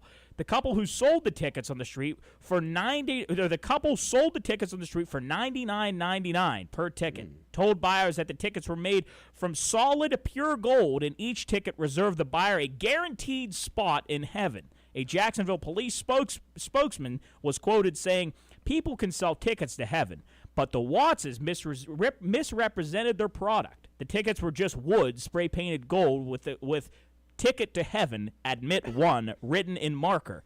You can't sell something gold when it's not. You can't say something is gold when it's not. That's where the Watts crossed the line into doing something illegal. Yeah. William Devane says that on a commercial. You got to buy your gold. Get your gold and silver. Both were arrested on misrepresentation of a product. So my bigger question about that story would be, who in the world's buying these tickets for these people? Yeah. I think the lady with the mannequins was the one buying them from her. I think these stories are related. All right, so a couple arrested in Jacksonville for misrepresentation of a product after selling tickets to heaven. Florida man hospitalized and arrested for smuggling possession of illegal substances after an attempt to fly. And then Florida man arrested on drug charges after claiming, or Florida woman arrested on drug charges after claiming she was being held hostage in clothing outlet. Mannequins to blame. I'm going with the mannequins. We got one vote for mannequins. I'm feeling the mannequins. The heaven thing's too ridiculous. I know. No, I'm definitely not A. I'm counting that dude out. Cocaine and Duval. Yeah, I originally thought the mannequins. I thought that was just goofy enough to be right. But I'm going. There's enough people in this world that would buy tickets to heaven. They would literally think that was good. I am. And I'm 0 for 5, I believe. I'm going to try to break my streak and go with people buying tickets to heaven off of this couple. And if it works, I might start doing it. If it was only $99.99, I'm in. I might start selling. I need it. All right, so Matt is on the mannequins. Coach is on the tickets. Jarrett, what are you on? You know what? I was going to do this anyway. And to make it interesting, I'm going to go with the guy that attempted to fly. Okay. Because what was his story again? What did he do? He built a makeshift jet engine out of car parts and television electronics and strapped the apparatus that was in to his Duval leg. County? That was in Duval County. That lines up pretty good. I think that could be. I would maybe believe it a little more if it was in like Gainesville. Yeah, right. But Jacksonville works. That's like Dr. Blair in The Thing. He was building that UFO thing down underneath. Yeah, I'm gonna go with the guy that tried to fly. Hold on, we got a caller. You guys keep talking. Okay. Well, yeah. Maybe they want to get involved here. Well, I'm going to start. If this mine is right, I'm going to start printing tickets to heaven and start selling them. I missed them. Out where the guys. I'm gonna give them out to the guys down at Perkins in downtown Wheeling. I think that definitely. Yeah, right. I feel like all of these honestly could happen though. Like in Florida, I mean, this really is something that. Nothing too far-fetched. Yeah. I don't know. All right, well, Jeff, I missed the caller. Apologies if you're trying to weigh back. in on this. But we'll eventually get the text line open so you guys can text in what you think is real. Because it's kind of tough to do type in chat to explain and then talk to the phone. Anyway, here we go. So the correct answer is, are you ready? Couple arrested in Jacksonville for misrepresentation of a product. You're on the board. Tito Watts said in his police statement, "I don't care what the police say. The tickets are solid gold. It ain't cut up it ain't cut up 2x4s. I spray painted gold. And it was Jesus who give them to me, and the KFC said to sell them so I could get me some money to go to outer space.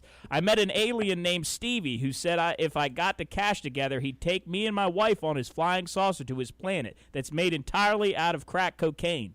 You can smoke all the crack cocaine where you want, totally free. So try to send an innocent man to jail and see what happens. You should arrest Jesus because he's the one that gave me the golden tickets and said to sell them. I'm willing to wear a wire and set Jesus up."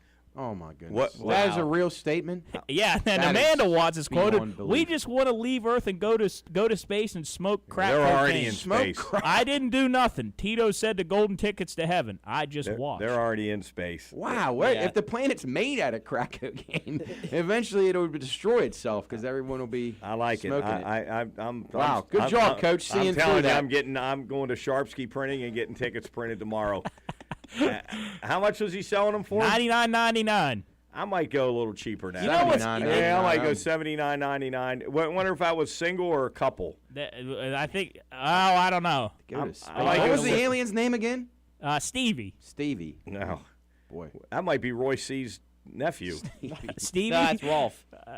It's Stevie. All right. Well, yeah, I read the story. It's incredible. I mean, the fact that, Matt, like you said, people were willing to buy these things is just beyond belief. They ought to be the ones getting locked up. Yeah. But I think the mannequin thing that had some potential, because I could see some lady being in there thinking she was kidnapped by or being held hostage by mannequins. No. Well, that was ladies right, and I'm on the gentlemen, board. That was Coach, two lies on the and a board. Florida guy. Again, we're gonna try to get the text line open next week, so you on Thursday, so you guys can tune in and try to decode yourself. You can play along at home, but for now, And if maybe we'll set it up. They call in and get it right. We'll send them a koozie or a pen or a keychain or something. So, but Or anyway, a ticket to heaven. that was two lies and a Florida guy. All right, well, That wasn't a real. that wasn't a policeman real police behind you. car. Sorry. Coach, real quick, what's the score? What's our score on that, real quick? Go through that. Matt, you are. I'm 1-4. Matt's 1-4. I'm one and No, one. you're and 1-4. I'm Rich. 1-4 now. Yeah. Coach is 1-4. I think Jarrett might have I think two. I'm. 2 and 3. I think maybe? I think I might be 3-2. Okay. I think I'm 3-2. Yeah, you definitely have the best record. I'll think. say that.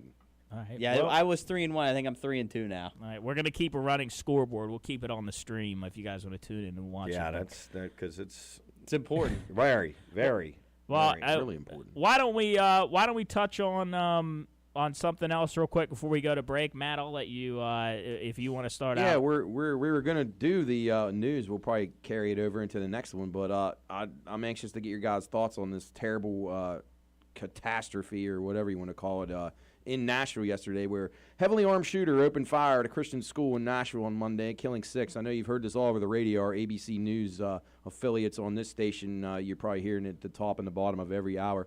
Audrey Elizabeth Hale, who identifies as a transgender, was a former student at Covenant School and was a commercial illustrator and graphic designer. Police shot and killed Hale after a 14-minute attack on the school. Detailed maps of the school, a manifesto were found at her house. Police say that Hale abandoned plans to target another school in the area due to the fact that there was too much security. So there are a lot of things at play here.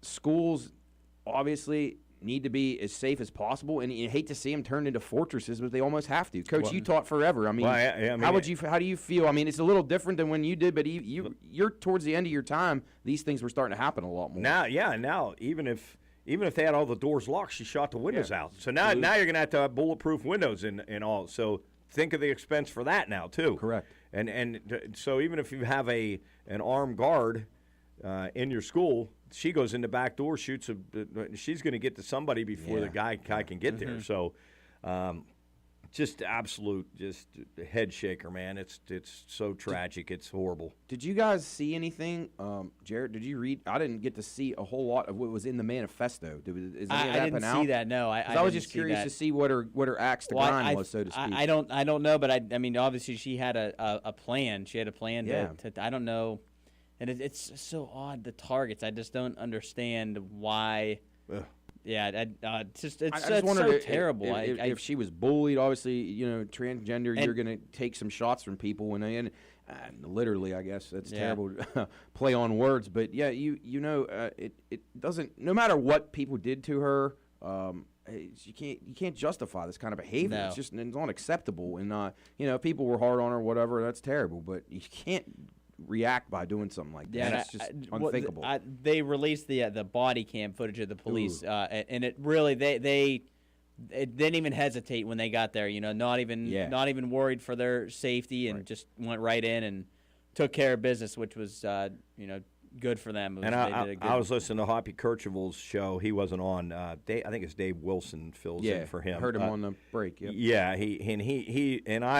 I agree with this. He said we don't have a gun problem. We have a people problem. We have a people problem. No and that's very simplistic, but it's the truth.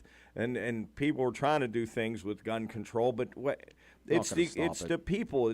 We just have so many crazy people in this world now, just not only doing stuff like that, but just in general, all over the world, doing just insane things that never happened before, and it's just our society. Right. I don't know. Weapons have been available for hundreds of years, and if you don't get guns, they're going to do something else. There's bombing. You get the Boston bombing. You got so many different options for these people, and the mental health aspect can't be ignored. Something's going wrong for these people at a certain time in their life when they're feeling alone. Right. This is the only way that they can combat that, and there's just got to be a way that we can get through to people and make them understand that taking lives doesn't excuse. It's inexcusable. You can't do it. No matter what happens to you, you cannot do that. But they're miserable, so they're going to make other people in their lives miserable. And Exactly. That's exactly how it goes. And I don't know. I wish there was an easy way, and I'm sure a lot of people wish there was an easy way to solve this. But there just isn't, and there's not going to be. Yep. I don't know. Sad stuff definitely coming out of Nashville.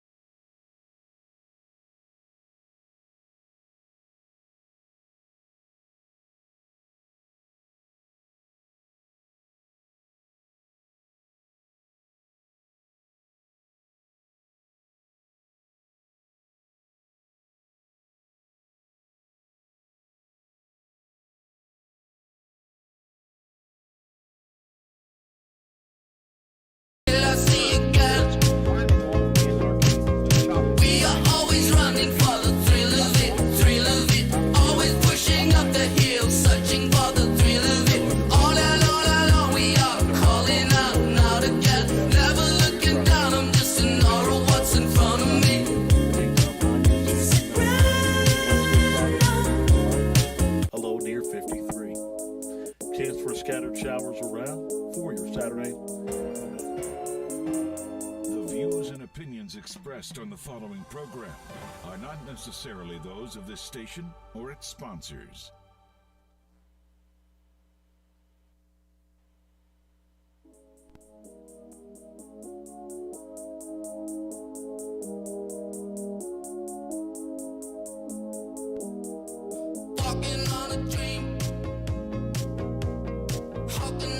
All right, welcome back in the PRP on the Watchdog. It's Tuesday. We're starting our final hour here. Matt, along with Jarrett, Jubb, and Coach, taking you through one more hour of fun here on the Pioneer Podcast. Actually, I don't know how fun our last story was. It's not very fun at all. So it's not all fun. We try to make it as fun as we can, but we can't escape the real-world problems. Gets in our way. Real-world problems exist out there. So if you're ever feeling down, don't do anything drastic. Call the Pioneering Podcast, 304-214-1600. We'll be your help hotline. Just know we love you. Or 1-800-GAMBLER, one of the two. So, give that a try. We're gonna stay with news here. We're gonna jump across to Europe here as Germany has a little bit of a problem right here. This would really impact guys like Champ and Griff if this were to happen around the Wheeling area or in the United States. Transportation strike across Germany has brought buses, trains, and planes to a halt. Over 2.5 million public sector workers seek better wages and cost of living adjustments. So they walked out the other day, and the two major unions are deadlocked in negotiations. And, officials right now are concerned because it's not just commuter trains, it's cargo as well. So lots of problems, supply chain issues. This is the third round of negotiations. And the sides are very far apart, and they had to shut down their two biggest airports yesterday in Munich and Frankfurt, which is just unthinkable. So I don't know. I'm not a public transportation traveler, but I do fly from time to time, not as much as I used to. Just think about that. So they wanted to. Well, they're striking again because of the rising inflation. Right. They want better, which is better happening pay. I mean, all across I the world. understand, but my goodness, I see a picture here. There's got to be 300, 400 people out with signs and and that's just at one area. Yeah, one little area. Depot or one airport or whatever. But yeah, Job, here we go. We got a caller. Coach, talking about some catastrophes. We got, I believe, Dan from Slovovia asking a question for you. Hello, Dan. Welcome to the Pioneer Podcast. I heard about this large explosion in Philadelphia at the chocolate factory. Right. Wondering if it was ordered by Slugworth. I don't know. I didn't read that part. Explain. There was a big explosion in Philadelphia. Right. You know, the home of Bill Cosby. It might be an inside job because, Jello and chocolate pudding might have something to do with Bill Cosby. You know, the statute of limitations on the pudding caper could be still out there. But somebody blew up the chocolate factory in Philadelphia, near Philadelphia. I'm not going to, to say it was in Philadelphia, somewhere near there, but I think it was Slugworth. Yeah, famously from Charlie and the Chocolate Factory, correct? But, I was up the other night and I was watching one of them infomercials, that come on early in the morning that nobody really watches but people that have nothing better to do. And somebody was trying to market air from Slovovia. Really? And for people that don't know, Slovovia is the country in which Dan is from. Yes. And they were marketing it for $29.99. So I bought a can of it, and I opened it up, and I smelled it, and it smelled nothing but the outhouses at Barcamp. So don't buy it. All right. Don't buy that air from Slovovia. We got to get it off the streets, Dan. Thanks for making our listeners aware.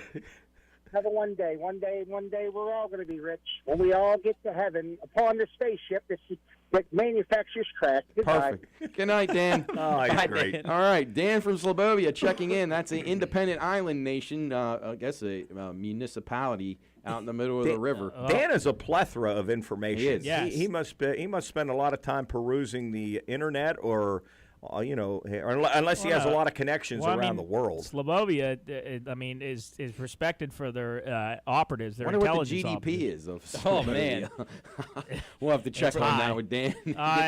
Get those figures. Well, I guess Dan kind of transitioned us into a good, a good story. I mean, we're talking about explosions of the chocolate factory, but Matt, what happened in North Dakota? Yeah, so we go from grinding to a halt of trains in Germany and planes to a derailment of a train in North Dakota. 70-car train derailed in Widmer, North Dakota, spilling hazardous materials on Monday morning. 31 of the 70 cars were destroyed in the derailment of the Canadian Pacific train. So another company, but the same result. Now, is it like maybe it's because they've been highlighted because of what happened in East Palestine.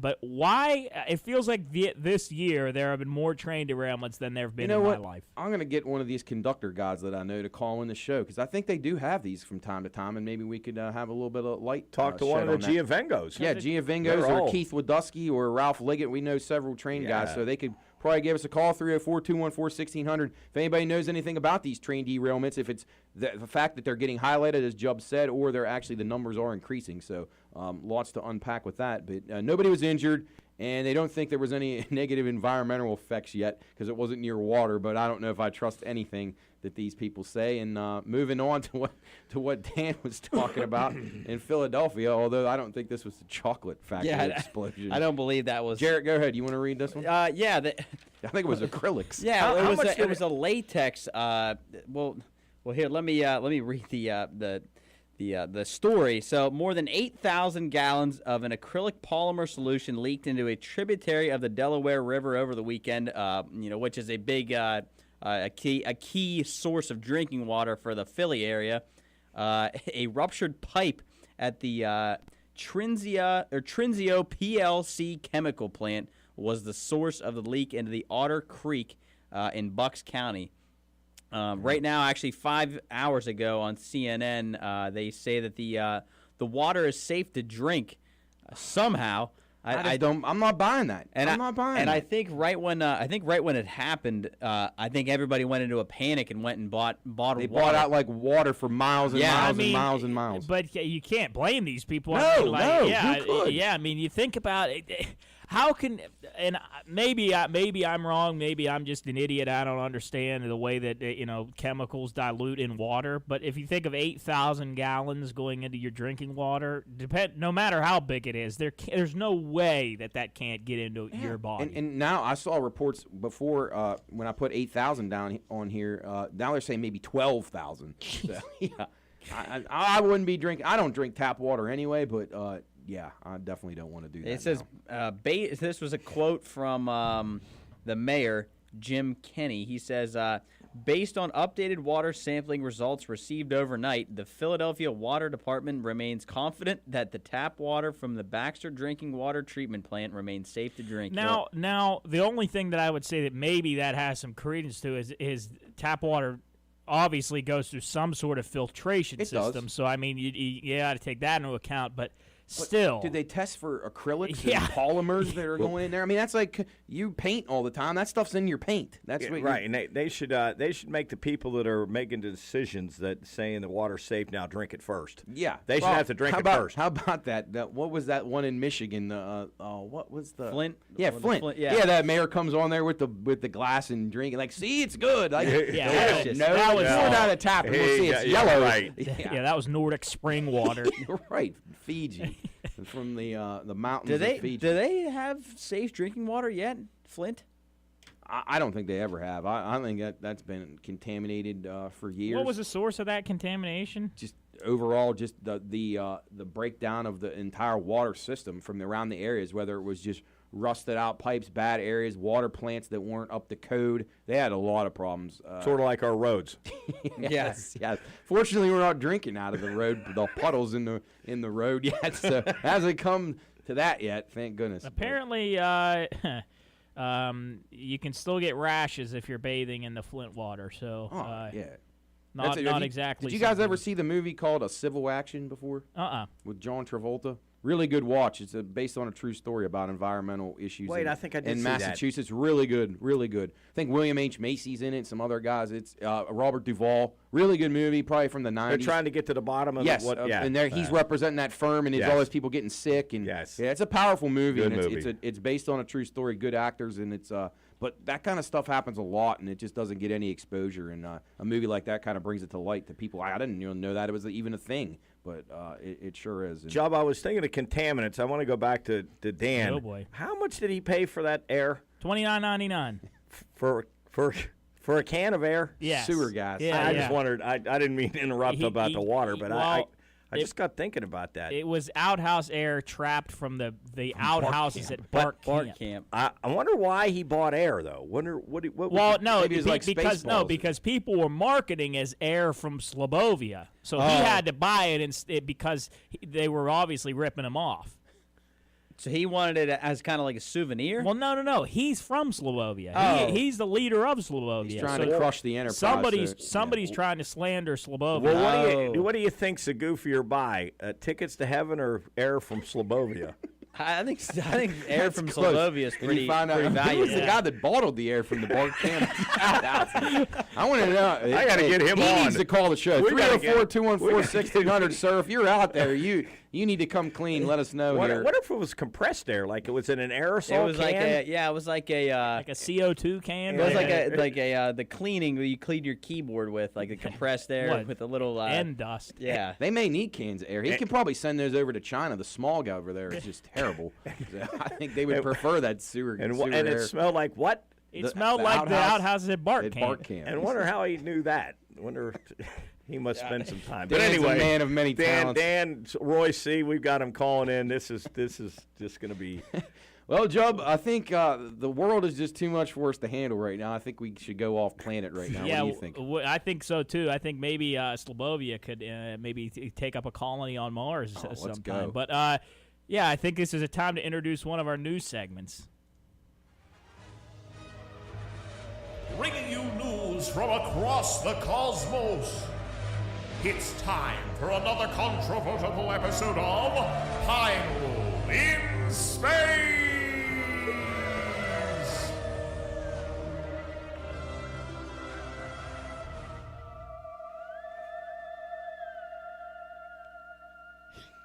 I think we've lost gravity. Yeah, we are officially floating. in 0 Gs. There goes the watchdog head. Lord. It just hit We're the in ceiling. 0 Gs. Matt, what's going on up here? All right, so the first thing we're going to talk about in space this week, space is really the final frontier. There's stuff going on all around us, above us, we don't even know about it. New water reservoir found on the moon. Wow. Scientists revealed Monday that they have discovered a new and very substantial water reservoir on the Earth's moon. The China lunar lander Change 5 located the reservoir, and experts believe that it could have held up to 270 billion tons of water. Wow. So there's no actual water up there. It's just a reservoir where water once was. They took soil samples, and yes, and I don't know how they determined that, but I'm not that smart. But they determined that water was there in vast quantities. Well, maybe it's better than the Delaware water right now. I think it probably would be. You know, pure moon water. There's the new marketing scheme. Pine Room Moon Water. We'll start selling it. Maybe that's our next. That's our perfect. next. People gotta buy that. Water. I think you could sell anything. It doesn't matter. We could just sell anything. So Bottled that's moon it. water. Pine All right. I know soup could. Moon Pine water. Room All right. Yes, no doubt. He could sell. He'd have a PowerPoint by tomorrow on the whole thing. Look at it. He could sell Pine Room snow water to an from the Eskimo. moon. Yeah. Do you guys think that maybe the moon used to be like a inhabited planet, and maybe that's why some of this stuff? I don't know. I mean, discovered? they say that the moon was created when something struck Right. Earth, and then it was they kind of split into two large pieces, and then it slowly formed into the moon. But could that have been inhabited and then slowly withered away by dried out. the Earth? I It don't could know. have came from another couple sectors over. Who I don't knows? know, but I mean, apparently, have you guys heard about this asteroid? This Yes, thing- I'm looking forward to this guy. He's got a cool name. Yeah, so the asteroid discovery suggests life on Earth came from space billions of years ago, which is pretty nuts if you think about the grand scheme of that. Two organic compounds essential for metabolism and building RNA were found in an asteroid. Is it Ryugu? I think it's Ryugu. Yeah. Ryugu. Scientists estimate that living conditions were possible on Earth over 4.5 billion years ago. And the Earth is only how old? Is it 13 billion? That's what they say, 13 billion. Yeah. But how could anybody I guess know you that? could never know that. How could anyone They know had that? reporters back then. So the key findings Kermit the from Frog. Kermit the Frog here. Key findings from the Ryugu show that uracil and niacin, both which are biologically significant, are indeed present in extraterrestrial environments and may have been a source of early life on Earth.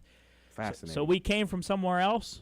Is that what that's essentially saying? Many of the astronaut theorists believe we did, so this would definitely back up their theory aliens. A little bit. Hey, I like the name, too, Ryugu. Ryugu, I don't know. Ryu from Street Fighter, he was one of the guys in that. But cool stuff. Yeah, well, actually, Ryugu, or Ryugu, depending on how you say it, actually means Dragon Palace Castle. Ooh, yeah. That's not ragu, as in spaghetti sauce.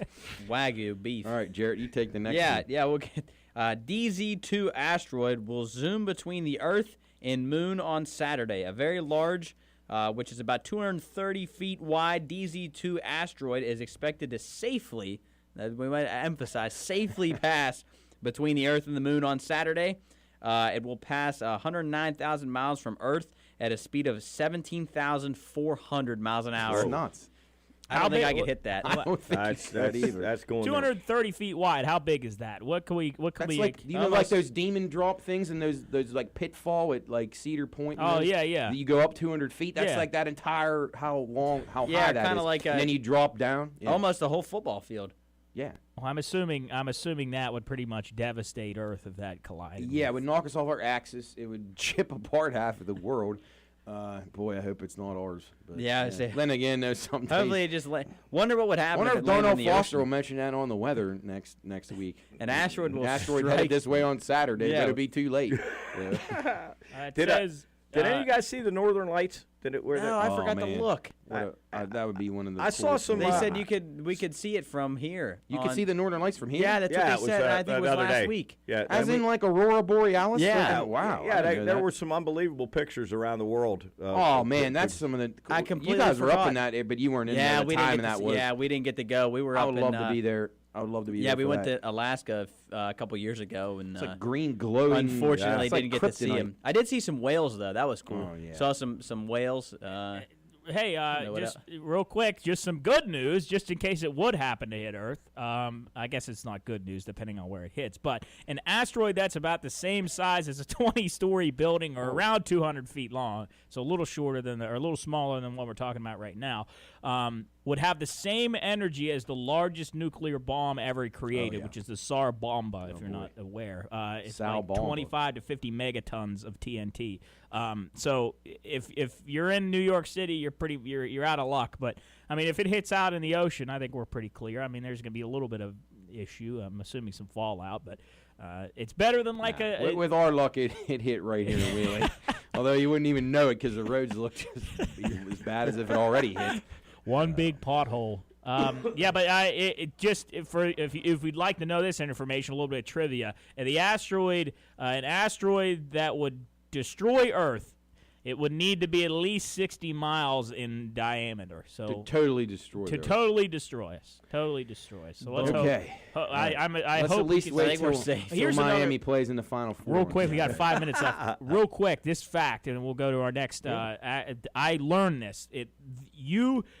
Scientists and people that look up towards asteroids and comets and stuff, there's a good chance that, people always say, we'll intercept it and blow it up before it hits us. But depending on where it's coming from, if it's not in the direction in which light can hit it, if light's hitting it from behind it, you can't see it. Right. And there was one asteroid, I can't remember what it was called. It was called like Apua or something. It was named after something Hawaiian, and it was like immensely big. It would have destroyed us, and it went by us without anybody noticing it, and they caught it while it was going away out. So that's scary. I mean, I guess there'd be no panic. Can you imagine, though, back in the days of, like, Copernicus and Galileo, that guys were, like, locked up for making that statement like you just made, Jub? Like, there's a big giant thing out there that could crush our Earth, and you can't see it, and they like, oh no, that's blasphemy. You're going to prison. Yeah. Like, what the heck is that? It's called Oumuamua. Go look it up. It's huge. People think it's like a alien ship or something. But anyway, might be. What else we got going on in space? SpaceX, Coach, you take SpaceX Falcon 9 Starlink set to launch Wednesday. The SpaceX Falcon 9 Starlink is set to launch at 4:11 p.m. on Wednesday from Cape Canaveral.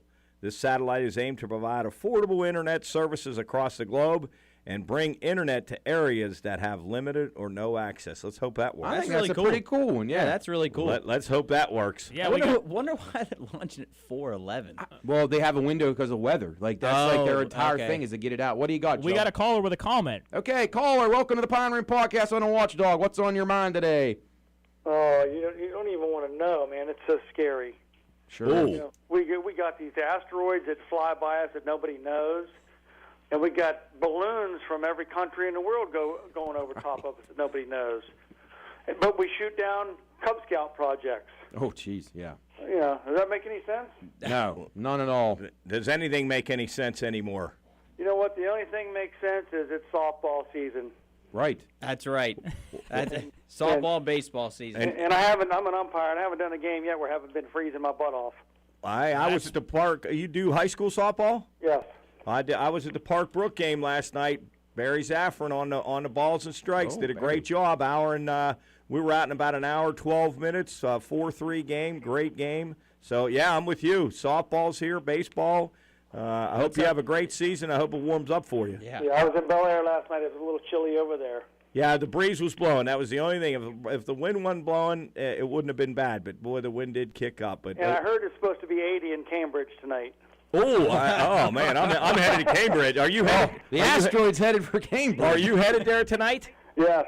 Well, I'm headed there to watch you if it's going to be 80. I'm getting my suntan lotion. You guys can set up right behind the screen. Are you beautiful? Are you calling the balls and strikes? I'm doing the plate. Awesome. Who's your partner tonight? I'm with a gentleman named Mr. Wagner. Okay. Nice. All right. Well, have a good. Who is it? Belair and who?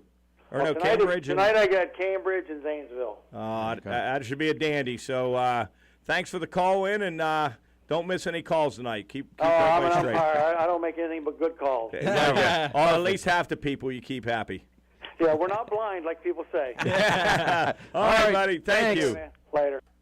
All right, thanks for Awesome. the call there. Yeah. awesome. So yeah, SpaceX bringing internet to the world, pretty cool thing. I mean, if that works out, man, that's fantastic. Finally, somebody does something good. If I'm not wrong, didn't they have something? Didn't Elon send something over Ukraine for was Starlink? Was that right? Yeah, no, I think this is another one of these Starlink Falcon things. Yeah, That's pretty cool. Yeah, I know that guy's maybe the smartest man on earth. I would say there's some really smart people out in the world. There is, it is, and then me and you and the rest of us here that we struggle to even spell our own names. I was doing my. I usually try to do a quiz each night and do something. I did presidents last night, and I was really mad at myself. You have to name every president in 3 minutes, and I missed Chester A. Arthur. No, I missed James Garfield, and I was really mad at myself. Oh man! I took an IQ test. It took me about 20 minutes to take it, and I was really excited to get my results. I thought I did good. Then at the end, I had to pay for it, and I didn't get my results. I've done that before too. Frustration. All right, we're going to take a break here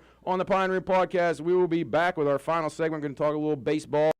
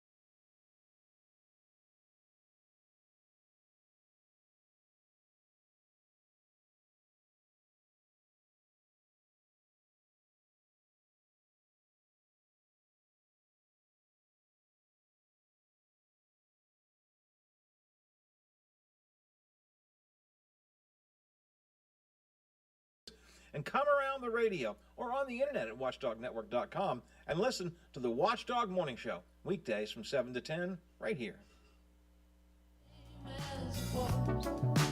In this world, it's just us. Welcome back into the PRP on the Watchdog on a Tuesday. Our final segment, we're going to go back into sports a little bit here. Talk some baseball opening day right around the corner, literally 2 days away. Thursday afternoon. Teams will be trying out these new rules. We're going to talk here now about these rule changes a little bit, and then anxious to get Jarrett's thoughts, especially on some of these baseball divisions and some of the teams to look for and maybe some players to look for. Coach and I talked extensively about this on Bettor's Last Stand last week, so if you haven't checked that out yet, do that. We talk a lot of baseball, Chris and Coach and I, and we'll do that every week. So that's Bettor's Last Stand. You can find that on our YouTube channel or on Spotify, Amazon Podcasts, Apple Podcasts, all that stuff. So check it out if you want more. All right, guys, so we got the pitch timer, we got the shift restrictions, we got the bigger bases. I think the bigger bases probably have the least amount of impact, but I'll defer to you guys who are the baseball gurus here.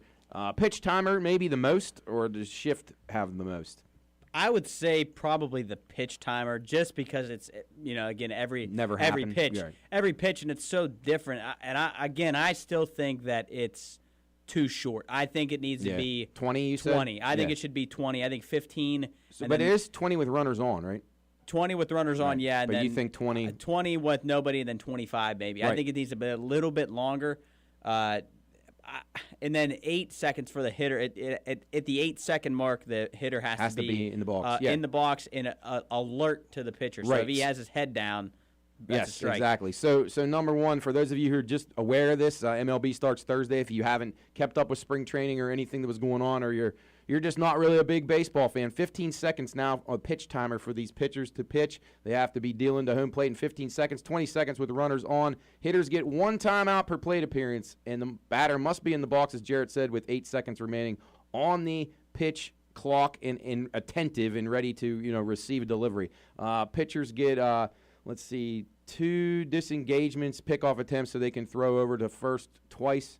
And then there's a balk if they do it again. That to me is crazy, because if they do it twice, then you might as well steal the as a runner. You're getting like a ridiculous lead. Yeah, heck, you really could just go halfway to the. Do you think you'll see guys, Coach? I'm going to ask you this. Do you think you'll see guys who? Now, let's be honest. Recently, guys haven't held runners on very much at all. They just don't care anymore because of the way things have gone and the way the shifts are and everything. But do you anticipate guys even throwing over at all now, or throw once and then try to play a guessing game with the runner? Yeah, but I don't think there'll be any A move and B move. Right. I think it's got to be all their best move over now, because you can't waste a move now. Because if you waste a move and then you throw over again, then like say they can get an unbelievable lead. Yeah, you can get if you can't throw over a third time. It's got to be almost an automatic stolen base. Right. And I'd be interested. I was thinking about that. I'd be interested to get somebody that is in the know here to see how it's affected spring training. According to what they did this in the minors a couple of years ago, 26% increase they saw immediately in stolen base attempts. Yes. So I've heard that they have. I haven't seen any tangible data on it, which maybe we'll get for you on Thursday. But yeah, the pitch timer helped reduce the games by 25 minutes in the minor leagues in 2022. They say. Yeah. So, I guess I don't know. I don't mind it, but I agree with you. Maybe 20 and 25. I like to sit in the ballpark as long as I can and watch the game, because I just love to be there. But I think I'm in It's definitely not the traditional way, but guys have kind of pushed it too far. So I'm fine with them reeling in. If you have thoughts on it, 304-214-1600. If you have thoughts on any of the rule changes, or you want to tell us how bad the Pirates are going to be, or if you're like Chris and you're going to say that they're going to win 70-something games. Champ said 58, which I think that's a little low. 58, my goodness. I think that's a little bit low. Our second rule change is the shift restriction. So 2 infielders must be positioned on either side of second base when the pitch is released. All 4 infielders must have both feet within the infield when the pitcher is on the rubber. Shift restrictions increased batting average and decreased strikeouts in the minors, while giving players more opportunity to show off their athleticism. What do you think about that, Jarrett? That one I don't mind as much. I think, again, everybody loves to see offense, so I mean, more I like offense. a good defense. You're a great fielder. You probably like that. I like defense more than I feel like defense. In my opinion, if you're watching baseball and your guy makes a great defensive play, I feel like that picks the team up even more. Yes. Everybody's used to guys hitting home runs and all that stuff. Great plays are just not, Great you don't see them all the plays. time. Yep, that's my favorite thing to see is defense. But I mean, I don't mind it. I guess it's okay. Right. It's I guess it could be worse, but. Well, I mean, you're going to see a lot more, Uh, like Joey Gallo is going to be able to get a hit now. Right, just rip it through the hole. Yeah, I just see these guys that can't.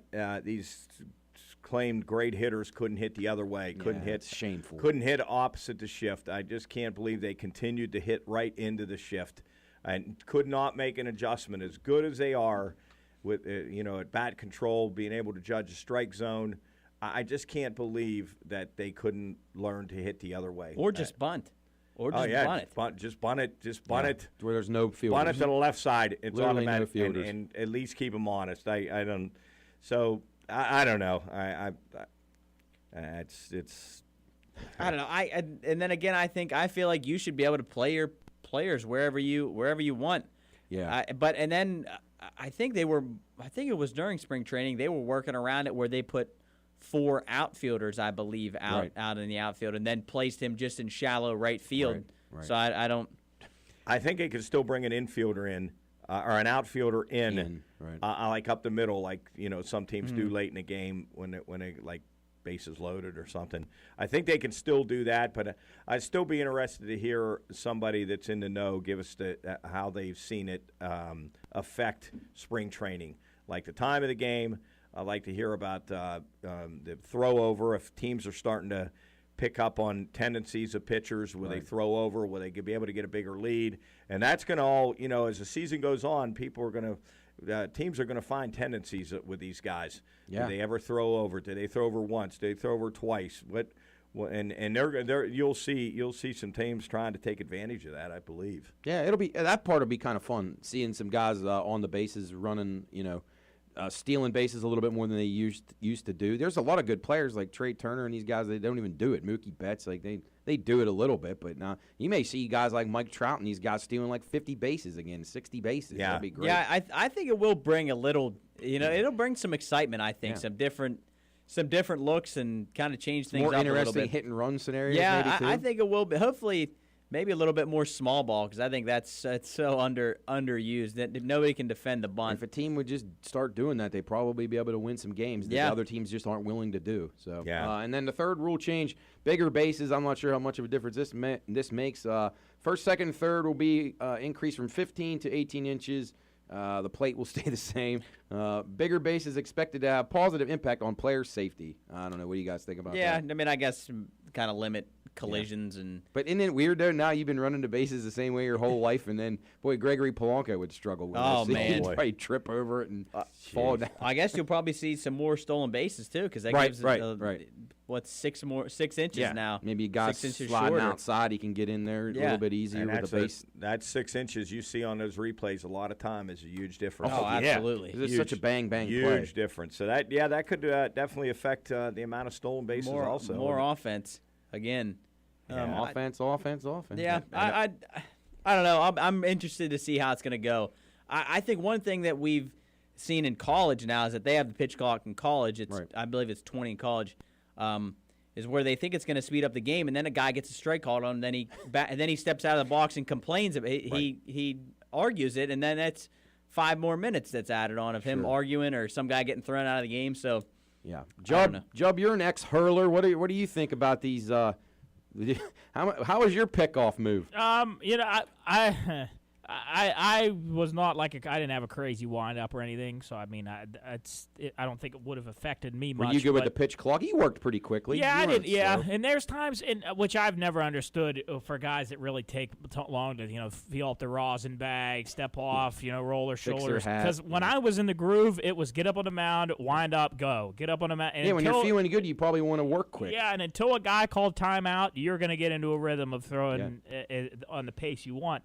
I don't know. I think it's stupid. I think obviously some guys take it to an extreme with the crazy, stupid wind-ups. And I think, honestly, I've always thought that. I think guys with the crazy, wacky windups, I think they just do it for attention. I don't think they're doing it for like any like Johnny Cueto functionality. Yeah, I mean, and now there's some where they're trying to throw off the hitter's timing, but I don't know. I think it's stupid. The real question is for Pirate fans: would Cueto have dropped the ball if there was a pitch clock? Probably not. The greatest moment in Pirates history. It really recent is. years. Yeah, it really Sadly. is. All right. I think the pitch clock should just be pulled back. I think that's it, or extended Increased just a little bit. Yeah. I agree with that. I think Jarrett's right. I think it's probably touched low, but I see what they're doing. I like it in theory. Yeah, I used to hate when a pitcher would work quick, and when I'd look up and he's ready to go, and I would always try to call time to throw him off. But I don't know. We'll see. I'm kind of excited. Definitely excited for Thursday. I don't know how excited I am for the Buccos, but we'll see. I got a couple of. I'm going to throw you a few season props and some interesting things here. See what you guys think about this. All right, these are player milestones for this year. Evan Longoria to hit his 350th Major League home run during the 2023 MLB season. Now, I don't know how many he has here, so that's the problem. No is minus 285. Yes, plus $2. Yeah, I would say Evan has reached. Yeah. I didn't even realize he had that many. He currently has 331, so he's got to hit 19. Okay. Does he still play for the Giants? He is. I don't think that's happening. Yes. Okay. He has reached the twilight of his career. That's not happening. Yeah, I would definitely bet no. Okay, so no, 285. Coach is strong no. All right, Giancarlo Stanton to hit his 400th career home run in 2023. Yes, minus 550, so he must only need like 25 or something. No, plus 340. Let's check his career home runs. He has currently 378 homers. Okay, so he needs 22. Yeah, 22 unless he gets hurt. In Yankee Stadium. I mean, unless he gets hurt, it's almost impossible that he wouldn't get that. Yeah, he'll probably almost double that if he's healthy. I would say that's. Yeah, I could see that. I could see that happening definitely. Okay, and then the last one for those milestones, J.D. Martinez of the Nova Southeastern Sharks. Yeah, they hit his 300th MLB home run in the 2023 season. Yes, minus 280. No, plus 190. He currently is at 282. So he needs 18. Yeah, 18. He's kind of fallen off a little bit. Close. That'll be close. That wouldn't be a bad no bet right there. Yeah, and he's with the Dodgers now. Yeah, so. yeah. That wouldn't be a bad no bet. Yeah, that's not terrible. All right, here got a couple more of these. Corey Seager to record his 1,000th career hit. Yes, minus 245. No, plus 175. Corey Seager currently has, if I can find it, what were the odds again? Career hits. Yes, minus 245. No, plus 175. Career hits, he has 863. So he would need 133? 137. 137. Yeah. Well, that's how many career doable. home runs he has, actually. That's doable, right? Yeah, I would think so. Yeah, he's a good favorite to get that. I'd probably bet that yes. All right, and then Stanton, Giancarlo Stanton, 1,500th career hit this year. Minus 120 yes and no, minus 110. Let's check his career hits. He currently has 1,383 hits. Okay. So he will need. So he needs 17 20, and then. 117 hits. 117. Oh. Yeah, that's tough. I mean, almost all of his hits will be home runs. I don't think so. Yeah. I would bet that definitely. I think that'll be close, and that's why the odds are close. It's minus 120. Yes, I would bet that no. under. Okay, so no for Coach, minus 110. I'm not a Giancarlo Stanton fan anyway. But. Yeah, when he hits it, it goes far. All right, a couple pitching ones now, Jarrett. Justin Verlander to be the 10th all-time, to move to 10th all-time in MLB strikeouts. Yes, plus 180. No, minus 250. That's going to be tough. Wonder where he is on the list right now. Yeah, I'm checking right now. He currently is at 12 with 3,198. Phil Niekro is above him at 3,342. So about around 200 or so more. So he's going to be pushing it. I mean, the nose favored at minus 250, so that's going to take a miraculous season.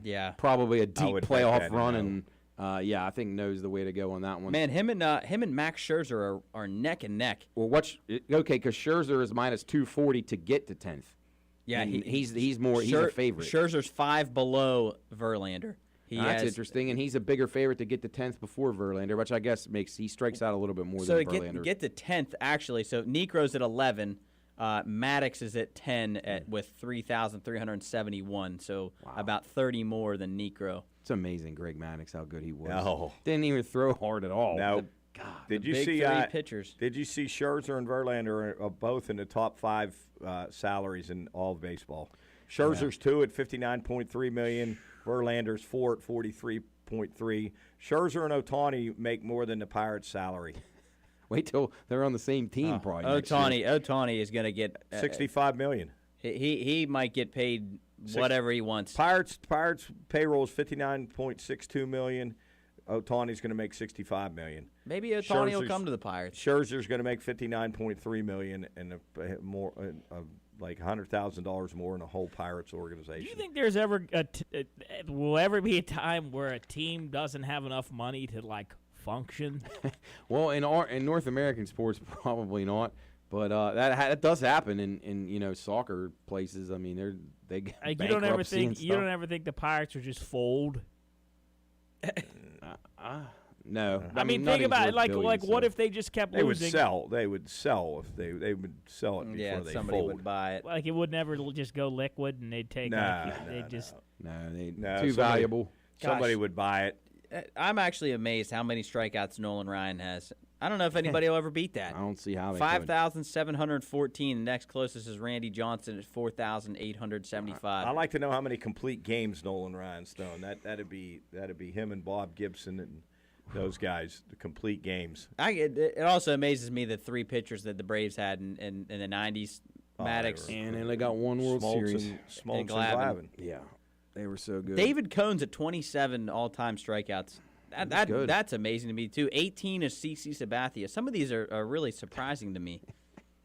CC Sabathia. Yeah, CC at 18.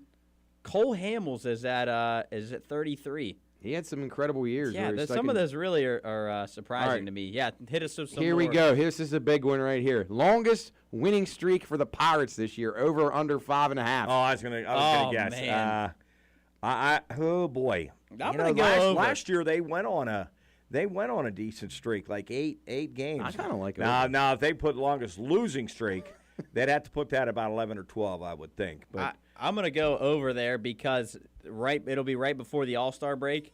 They'll win about 8 in a row. Everybody in. They'll sweep the Dodgers and then sweep. Well, they swept the Dodgers last year in L.A. Yeah. That was unbelievable. What are your guys' thoughts on the Dodgers? I'm a little down on them. I don't like them that much. I mean, they're still going to be very good, but I'd like their win total under, and I like maybe the Padres to win that division. I think, unfortunately, their pitching is going to struggle a little bit.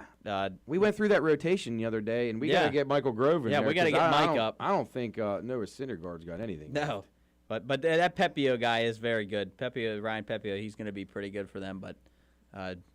I don't know. I don't know. We'll Where see. was Pepio from? I remember that name. Is he a college guy or is he out of high school? We'll check right now. I thought he was a college guy. I sort of remember him. He went to Butler. Yeah, Dodgers at 95.5 wins right now. I like under. Yeah. I think they win about 92, 91. I don't know. They won 111 last year. That's going to be tough to bet that under. I don't know. Their pitching worries me, but yeah, I don't know. I think they lost some key bet guys. under. Yeah, I mean, it wouldn't be an easy bet, but I do think the Padres are a little better than them on paper. Jarrett, what do you think? Yeah, I think the Padres. On paper, definitely. ESPN just ranked. They came out with their team rankings. Houston won. They put Houston won. Yeah, hold on. Let me see if you guys can get this here. Number 1, Houston. Yeah. 2, they put the Padres. 2, the Padres. 3, who do you think? 3 would be, I would probably say Mets. No. Braves. Same division. Braves. Yeah, Braves. Okay. Braves 3. Dodgers 4. 4 you'll be surprised by. Phillies. Yankees. Yankees at 4. Yankees 4. Phillies 5. Dodgers 5. Dodgers 5. Phillies 6. Mets 6.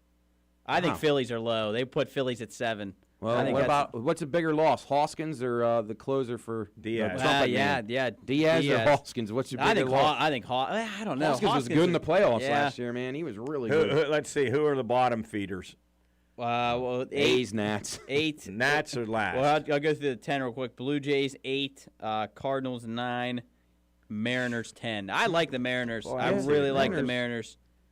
Yeah, Mariners showed a lot last year. I think the Cubs are going to be the shocker in that division. I totally agree. I think the Cubs are going to win that division. I think Everybody's touting the Cardinals and the Brewers. Play the Cubs over 77.5. That's ridiculously low for their win total. I think Cubs win the division. I think they'll win about 89 games. I'll give you guys the bottom feeders here.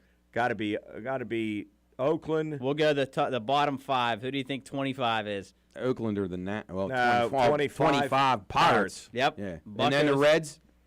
Tigers at 26. And then the Reds. Rockies 27. Oh, wow. Then the Reds. Reds 28. Okay, there we go. And then the Nats and the A's. A's 29. And Nats 30. Yeah. I feel like the Nats should be ahead of the A's. I think the A's. A's. The Nats have the worst division, but then again, they change it up so they don't Nats play are as going to many. be awful. The A's may get bad. a little bit of a break because they're in a division that's not that great. God, it's got to be a sad time for a Nationals fan. You win a World Series in 19. 59.5 is a win. Where do they have the O's? O's. I'm going to say the O's are about like 13th. Oh, not that high. They have not that the high. Orioles have a lower win total than the Red Sox this year. I'd say 17. 17, okay. Orioles are 17. Angels 15 is absolutely absurd. I don't They like should that. be like That's all 'cause of 25. the They hype. should be like 26. Yeah, they're I already bet them in the under. low 20s. They're the most pathetic team. It makes me so sad. Like because who's their Trout- starter? Who's their opening night starter? I wonder. I honestly couldn't even name it. I don't have no Ohtani. idea. Ohtani will be. Well, there, I exclude him. Besides I'd say Ohtani, if he'll actually even be the opening day starter, but I'm assuming they. I will really unless don't know. he's I don't know. Who's their number 2 pitcher? Usually I know that. So I He's have like no a idea. unicorn, so I don't even count him as a. He's right. Yeah, I think. What do you guys think about Milwaukee? I think 85.5. I think that's they will too high. be. I don't like decent. that. Corbin Burns will be. Well, they can't hit though. They I never like that address under. their lineup. I feel like they got good pitching because Brandon Woodruff's good too. Woodruff, their lineup though. You're right. I mean, They never address it. They Rowdy had Tellez. Yeah, I mean, come on. Rowdy Tellez and I like the Brewers under. Willie the Cubs Adames. over. Cardinals will be very, very, very good. What about the Giants? 81.5. I heard a guy make an interesting case about them and the shift hurting the Giants a lot, just because of some of their defensive.